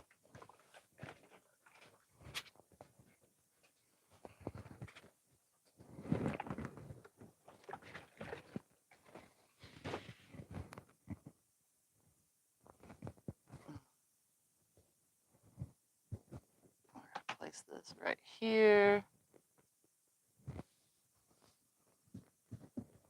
Momentarily. And we're going to grab this row.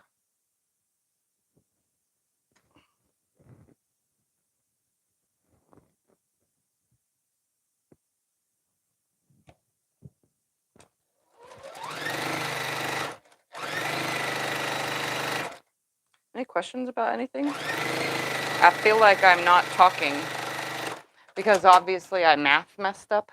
You guys mad at me for that? Not my fault. I'll get it all fixed and it'll go in the description.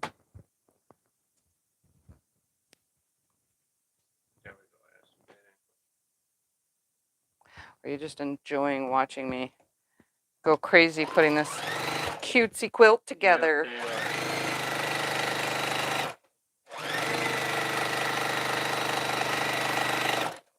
And I'm going to see it in the comments later. Wow, you're so fast. Guess what? I'm not. I just sew this way. I'm just by nature this way, I guess. Is that even a thing? To be quick by nature?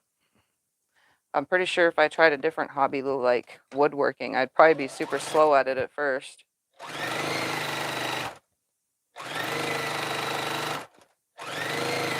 It does not take the fun out of it, though. It is still fun getting it done quick. I've been asked that before.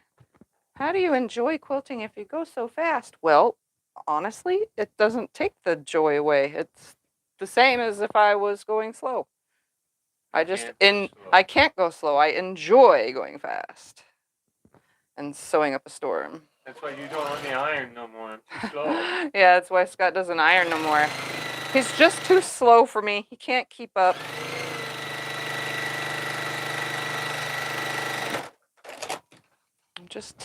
I'm just too quick for him.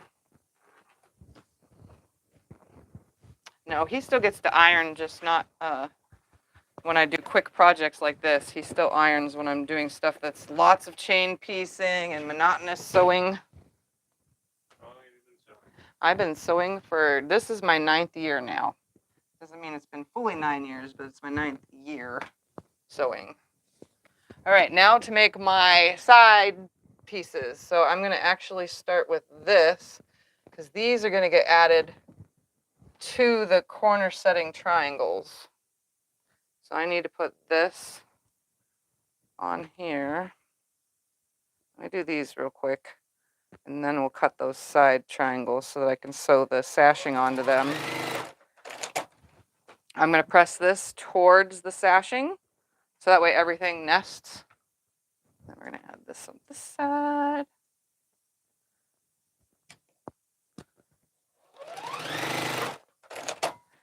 Again, towards the sashing.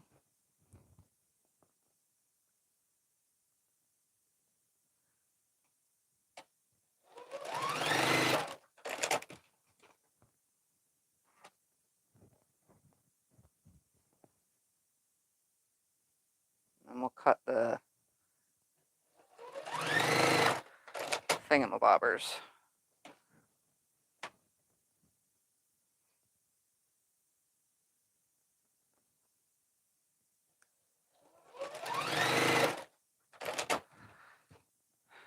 How big is the sashing and the cornerstone squares? The sashing is 1.5 inch strips that are 1.5 by 13 inches.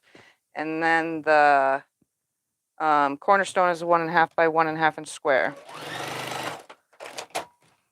So far, 13 10-inch squares with 2-inch strips. So I cut 16 2-inch strips from another fabric, from, the teal, green, aqua, whatever you want to call this color. There's 16 2-inch strips going all the way around, yielding you a 13-inch block. Then the sashing strips are 12 strips at 1.5 inches by 13 inches. And then the cornerstones, we cut one 1.5 inch strip and one 1.5 inch strip, and my brain went blank momentarily. One 1.5 inch strip subcut into 1.5 inch squares. Sorry. Whew. It took a lot of my brain power to get that out. Oh, I said I was going to cut those darn things real quick. The corner setting. If I cut them wrong, I'm going to have to go find another purple because I'm going to run out. Whew. That would be no fun. That would be no fun, nope. No fun. Especially since I'm already sewing in the cornerstones. Let's hope I cut them right. Oh, no, I can't do that. That's going to hook to the side setting triangle. So this just goes on there for a moment because we still got to get these side setting triangles. I'm not going to go. I keep forgetting that's not the up and down one. If you realize that I left it down, put it up quickly. All right, let's try this again. We are going to cut, what was that number again? 21 that I said? You said 19. I'm going to cut quarters. You said you're going to cut it 21. Yeah. We're going to see right now. You want to make sure there's too much and not too little. Yeah. That's what you're saying. All right, let's try this again. I'm going to cut. If I screw up, I could do it one more time and that's it. So let's hope I don't screw it up. This is the same color purple as I'm wearing almost. One 21-inch strip. Let's see if this works. Let's see if I can get 21. I should be able to get 21. It's cutting it close, so I'll have to be very careful on this whole salvage thing. Oh yeah, look at that, 21 inches. I get 21 inches right there. So I'm lining this up. Going to cut two 21-inch squares. No matter which number I choose that works, we need 2 squares that are that size to get our side setting triangles. Why can't you use the ones you already cut? Because they're the wrong size, the ones I already cut. They're the wrong size. Okay, we're going to do this again. 21 right here. Literally. Whew. 2 21-inch squares. That can be a string. We're going to go ahead and cut it on the diagonal which is going to be a little hard to do, but we're going to figure it out with 2 rulers. Here, there. We're going to go 2. Is your slide lock ruler long enough? Nope. Oh. Nope, not to go on the diagonal. You could probably fold this on the diagonal and get like a line if you guys want. You want me to I'm just doing it this way. You need me to hold one down? Yeah, hold it right there. Don't move. I'm not. I'm just pushing down. Thank you. Now we got to go the other way. Put this one on the top and this one on the bottom. Have you made a t-shirt quilt using fleece on the back? I have made tons of t-shirt quilts. I do not use fleece or anything else. That whatever the client wants is what the client gets. I have used 2-sided t-shirt quilts, 2 t-shirt quilts, But have and you one used fleece on the back? not used fleece. Okay. Would you use batting between the layers if you did use fleece? If I did use fleece on t-shirt quilt, I would not put batting in it. All right, hold this one. Thank you. You can make it easier by, like I said, guys, you can just fold your piece in half. Okay, ready? This better be good. Yay!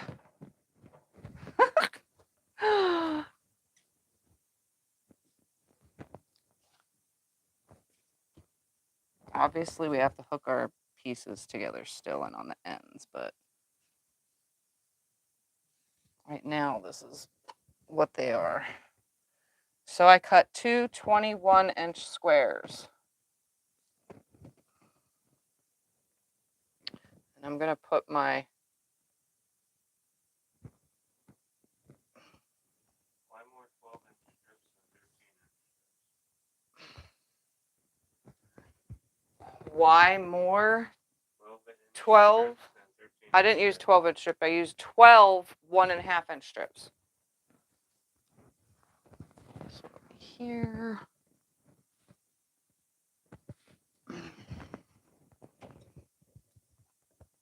This will go here.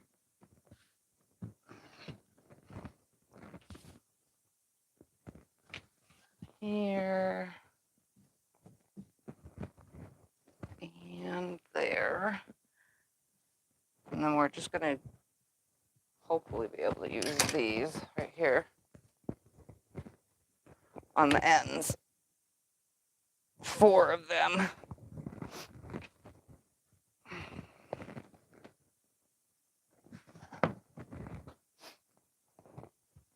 Oh, look, that's cool. So that way they're not going to waste. Yep, I see. That is awesome. Obviously, this will be there. Oh! Stay. It's time for a new one of these. A new cut on the wall. A new batting. This one's starting to lose its. You keep saying that, but we never do it. You're Okay. supposed to put that batting in your. So real quickly, that was a 17-inch cut. So we're just gonna do. What was it in half? We need 2 squares that are. I'm gonna tell you right now. 13 inches. Just to be safe. They're technically 12. It lands exactly at 12. Yeah. So the corner triangles, they're oversized, just like the side setting. I'm just going to put 12-inch for now. We'll see how much, or 13-inch for now. But we're going to, 12-inch. I'm confusing everybody. But after I put it together, the number could change because, again, it's oversized. So these are corners.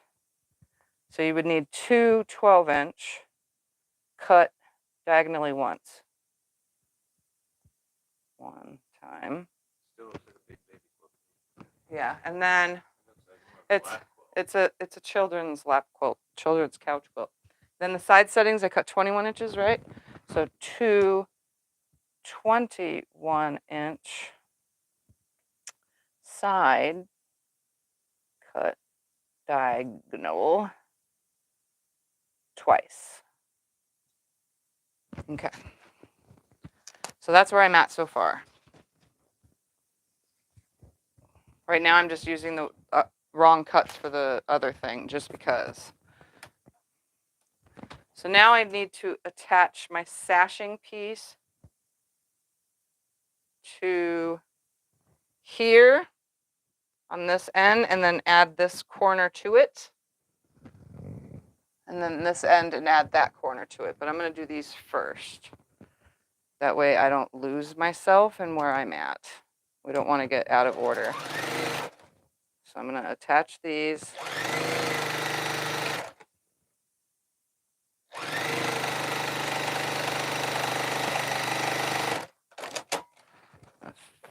Finger press this that way.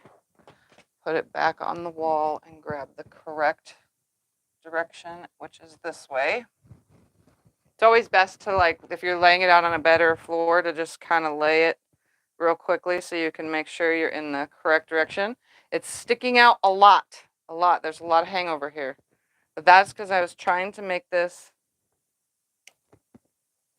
oversized on purpose. Overly sized.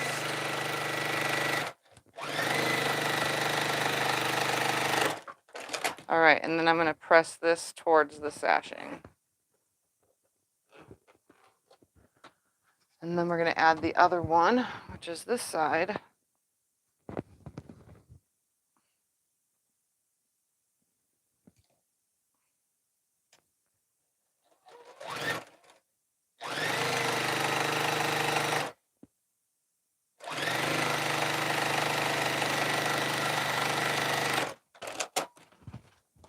Put it back the way I had it, like this, and add this right there. Lay it like this first. Then turn it around. Because I don't want to get anything upside down. Knowing me and the math problems I'm having today, I might as well, make sure the piecing has no problems. Make sure that everything goes smoothly. This is like going to be a 60-inch quilt. Like, pretty big. 60 inches about. All right, let me give this a quick press.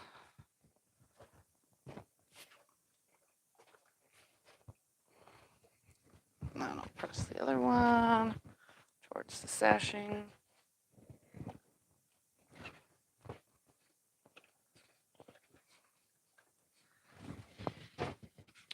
Then these parts that are hanging out like this, we're just going to trim those off, making it nice and straight. And we're probably going to have to end with cornerstones on that end with the purple, because I didn't even think about that until Scott said it about those empty ends, saying that you guys were saying it. Those can actually go down there. All right, so I'm going to place this right here.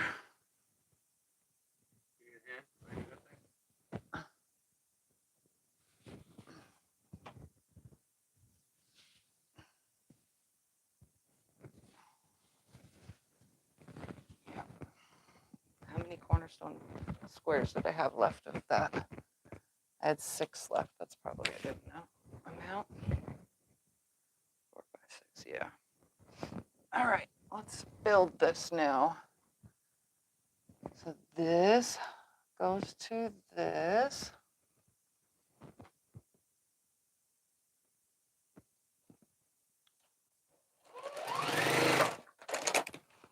Again, it's going to go towards the sashing.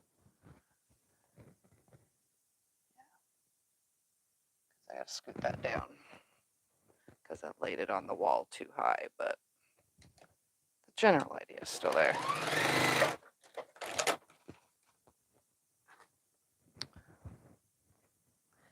Yep, I'll just add a cornerstone to each end. So I probably need to cut 2 more for a total of 8.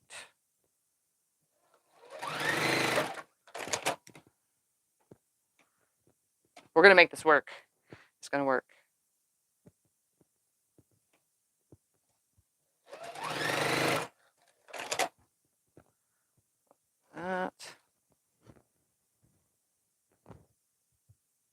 I drop a cornerstone somewhere?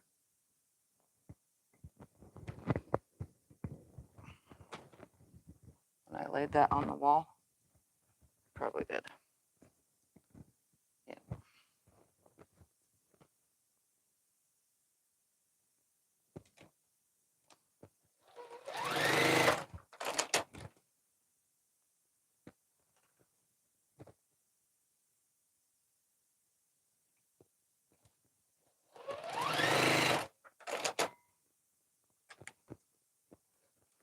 Okay.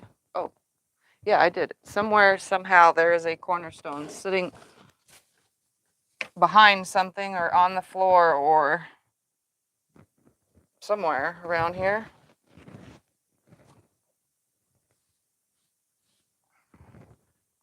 Because it needs to be on this.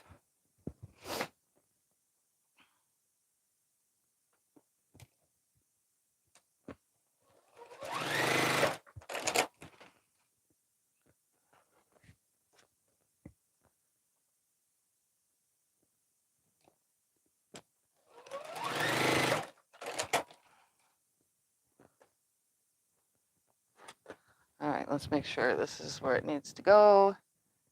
There.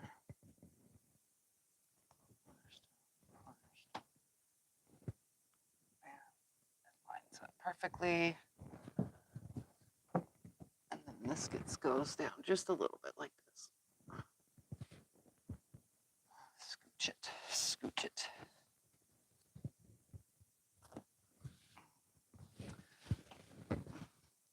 Yeah, because when these go together, they're going to line up without anything on that corner. And they need to have one on the corner. The cornerstones I'm talking about. Right at where the purple meets up.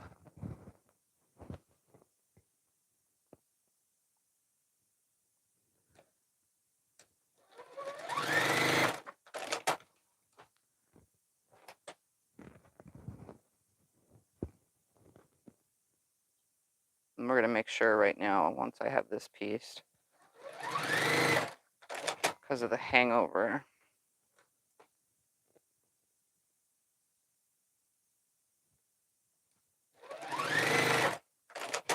All right, let's see. That'll go here.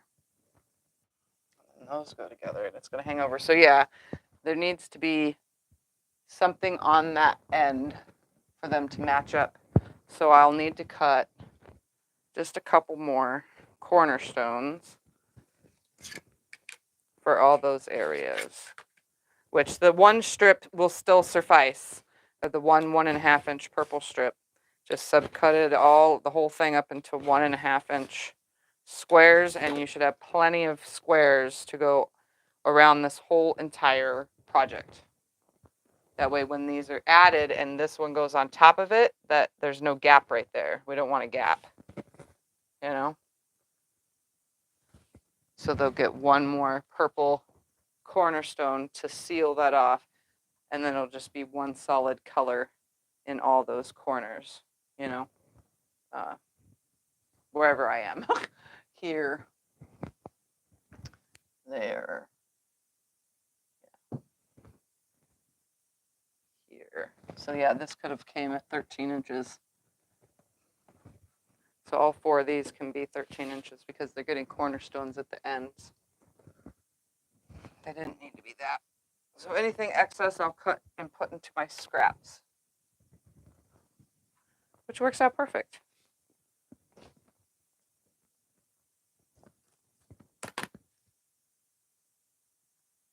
I'll count how many pieces I have here, and then that way I can put what you're subcutting to. Don't expect me to have it done right away for the description, for the putting it all in the description.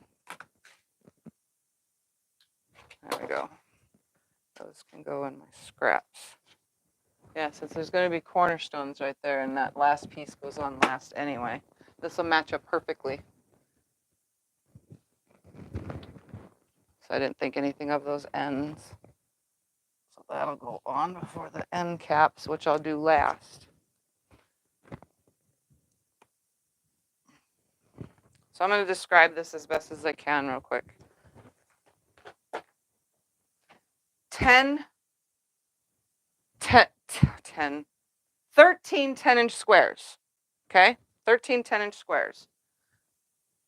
Then I cut 16 2-inch strips for all around every single 10-inch square. And I started with a yard and something. So you should have plenty of fabric if you use, just say, a yard and a half of everything. You should have plenty because I made boo-boo cuts with this. So if you just grab a yard and a half of 3 different colors or 4 different colors, because I'm going to have a first border. Then you put the 2-inch strip all the way around, yielding you a 13-inch block. Then you're going to cut 12 strips of 1.5 inch off of your next color. Like I said, you can get a yard and a half of your fabric. You're going to cut 12 1.5 inch strips, and you're going to subcut those into however many 12 by 13 inch sashing strips. So we got 1, 2, 3, 4, 5, 6, 7, 8, 9, 10, 12, 13, 14, 15, 16, 17, 18, 19, 20, 21, 22, 23, 24, 25, 26, 27, 28, 29, 30, 31, 32, 33, 34, 35, 36 pieces. 36 1.5 by 13 inch pieces for sashing. Then I cut one of my purple 1.5 inch strip and subcut that into, just cut the whole strip into your cornerstones. I can't give you an exact number because I don't want to count again. Then we're cutting 2 21-inch side setting triangles. Like I said, they're going to be oversized. They're going to fit perfect. 2 21-inch cut on the diagonal both ways. So if you want to fold it at the iron and make a crease in both directions, that way it's easier to cut the whole thing and just use your crease mark as your cut line. That works perfect because our mats and our rulers are not big enough for that. Then you're going to cut 2 12-inch squares and cut them on the diagonal one time, and that's your your corner triangles. There's 4 of them, so you need 2 pieces cut in half only one time. They're 12 inches again. Cut them one time, and that gives you your 4 corners. And then don't forget you need your cornerstones on the outer side as well. They're going to get trimmed when everything, it should all line up though, honestly, with all this. It should all line nice and straight. And then that's it. That's what I got. And just do 1.5 yards of this, 1.5 yards of this. The 10-inch squares would come from 1.5 yards will give you your 10-inch squares as well. And then 1.5 yards of purple. So 1.5 yards of 5 fabrics. Okay.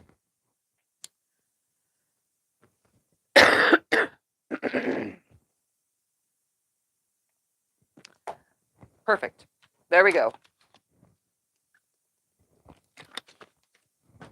And this is generally what it's going to look like. And then it's just going to sit here on the wall until I come back from Quiltcon, because I don't have any other piecing to do. I don't have anything to do in this room. So I'm not going to work on it until the Sunday when I come back. So not next Sunday because I'll be at Quiltcon, but the following Sunday we'll work on this.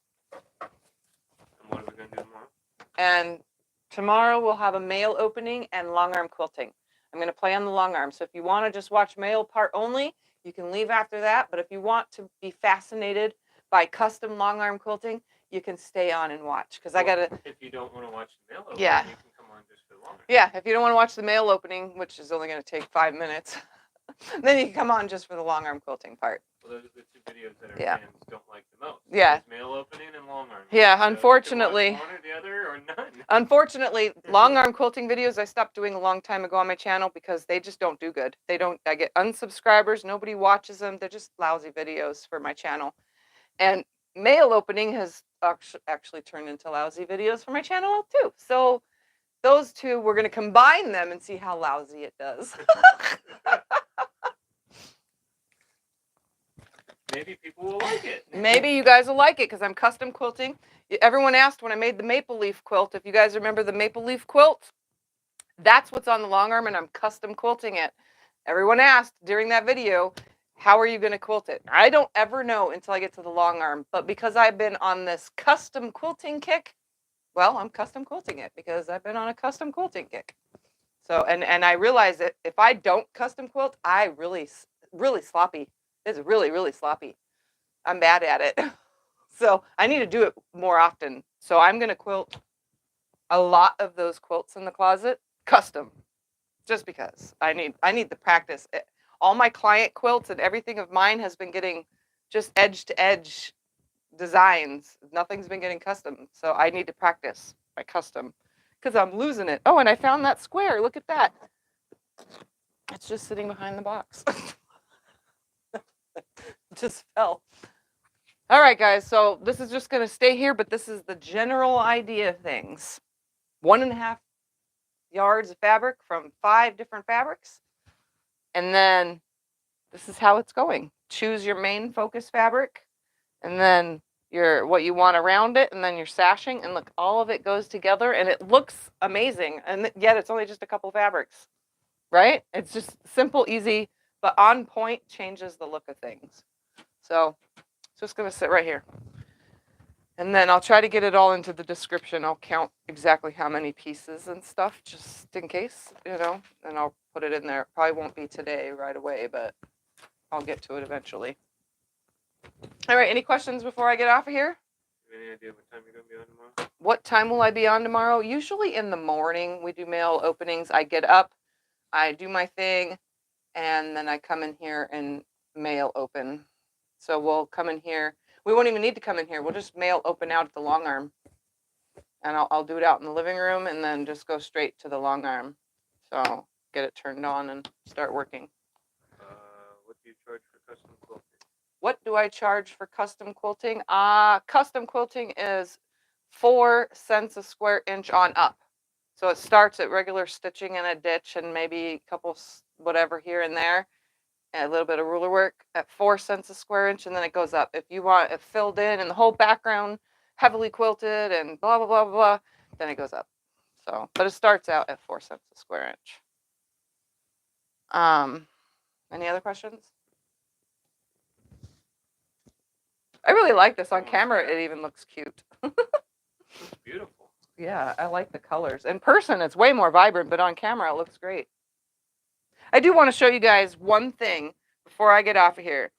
A while back, last year, well before, I finished in September, so well before then, I did it was supposed to be a collab between Becca, Fallon, Donna, and me. Well, life happened, Donna had a stroke, all sorts of stuff happened, and the collab part never got done. But I finished my quilt, and I figured since Becca has showed hers, and I think Donna showed hers on her live too, I'm going to show mine, which I'm got mine kept it because you're going to see right now, it's hanging on my wall. It's beautiful. So let me give you guys before I get off of here, what I did. It's called Dragonfly Dance. All right, here we go. Quick spin. We'll just do this so you guys don't get dizzy. And there is my Dragonfly Dance quilt.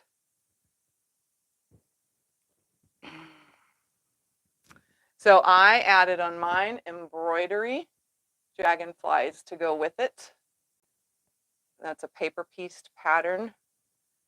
And obviously it's all purple batiks, except for the purple fabric itself. But everything's purple batiks. They were really, really skinny pieces to piece. I'm going to give you a closer look at the quilting, but I got to shrink the frame of this holder. So you can see I went all the way around. That's really hard to do on the long arm because it was more than my throat space. So I had to come up here and do a little bit and then advance it and go here and then back check it and go here. Yeah. So, and then I just went around the dragonflies. And then obviously the back is just that same purple, but you can see the outline of the dragonflies and of the other ones. So it's just hanging on the wall, hanging out. So is that one. So is that one. And another little tiny one behind the door. Anyway. All right. So thank you guys all for hanging out and watching. And there's the quilts that we'll finish not next Sunday, but the following Sunday. I'll be on in the morning and I'll talk to you guys all later. Bye. Okay. Button right there. Come on. There we go. Bye, everybody.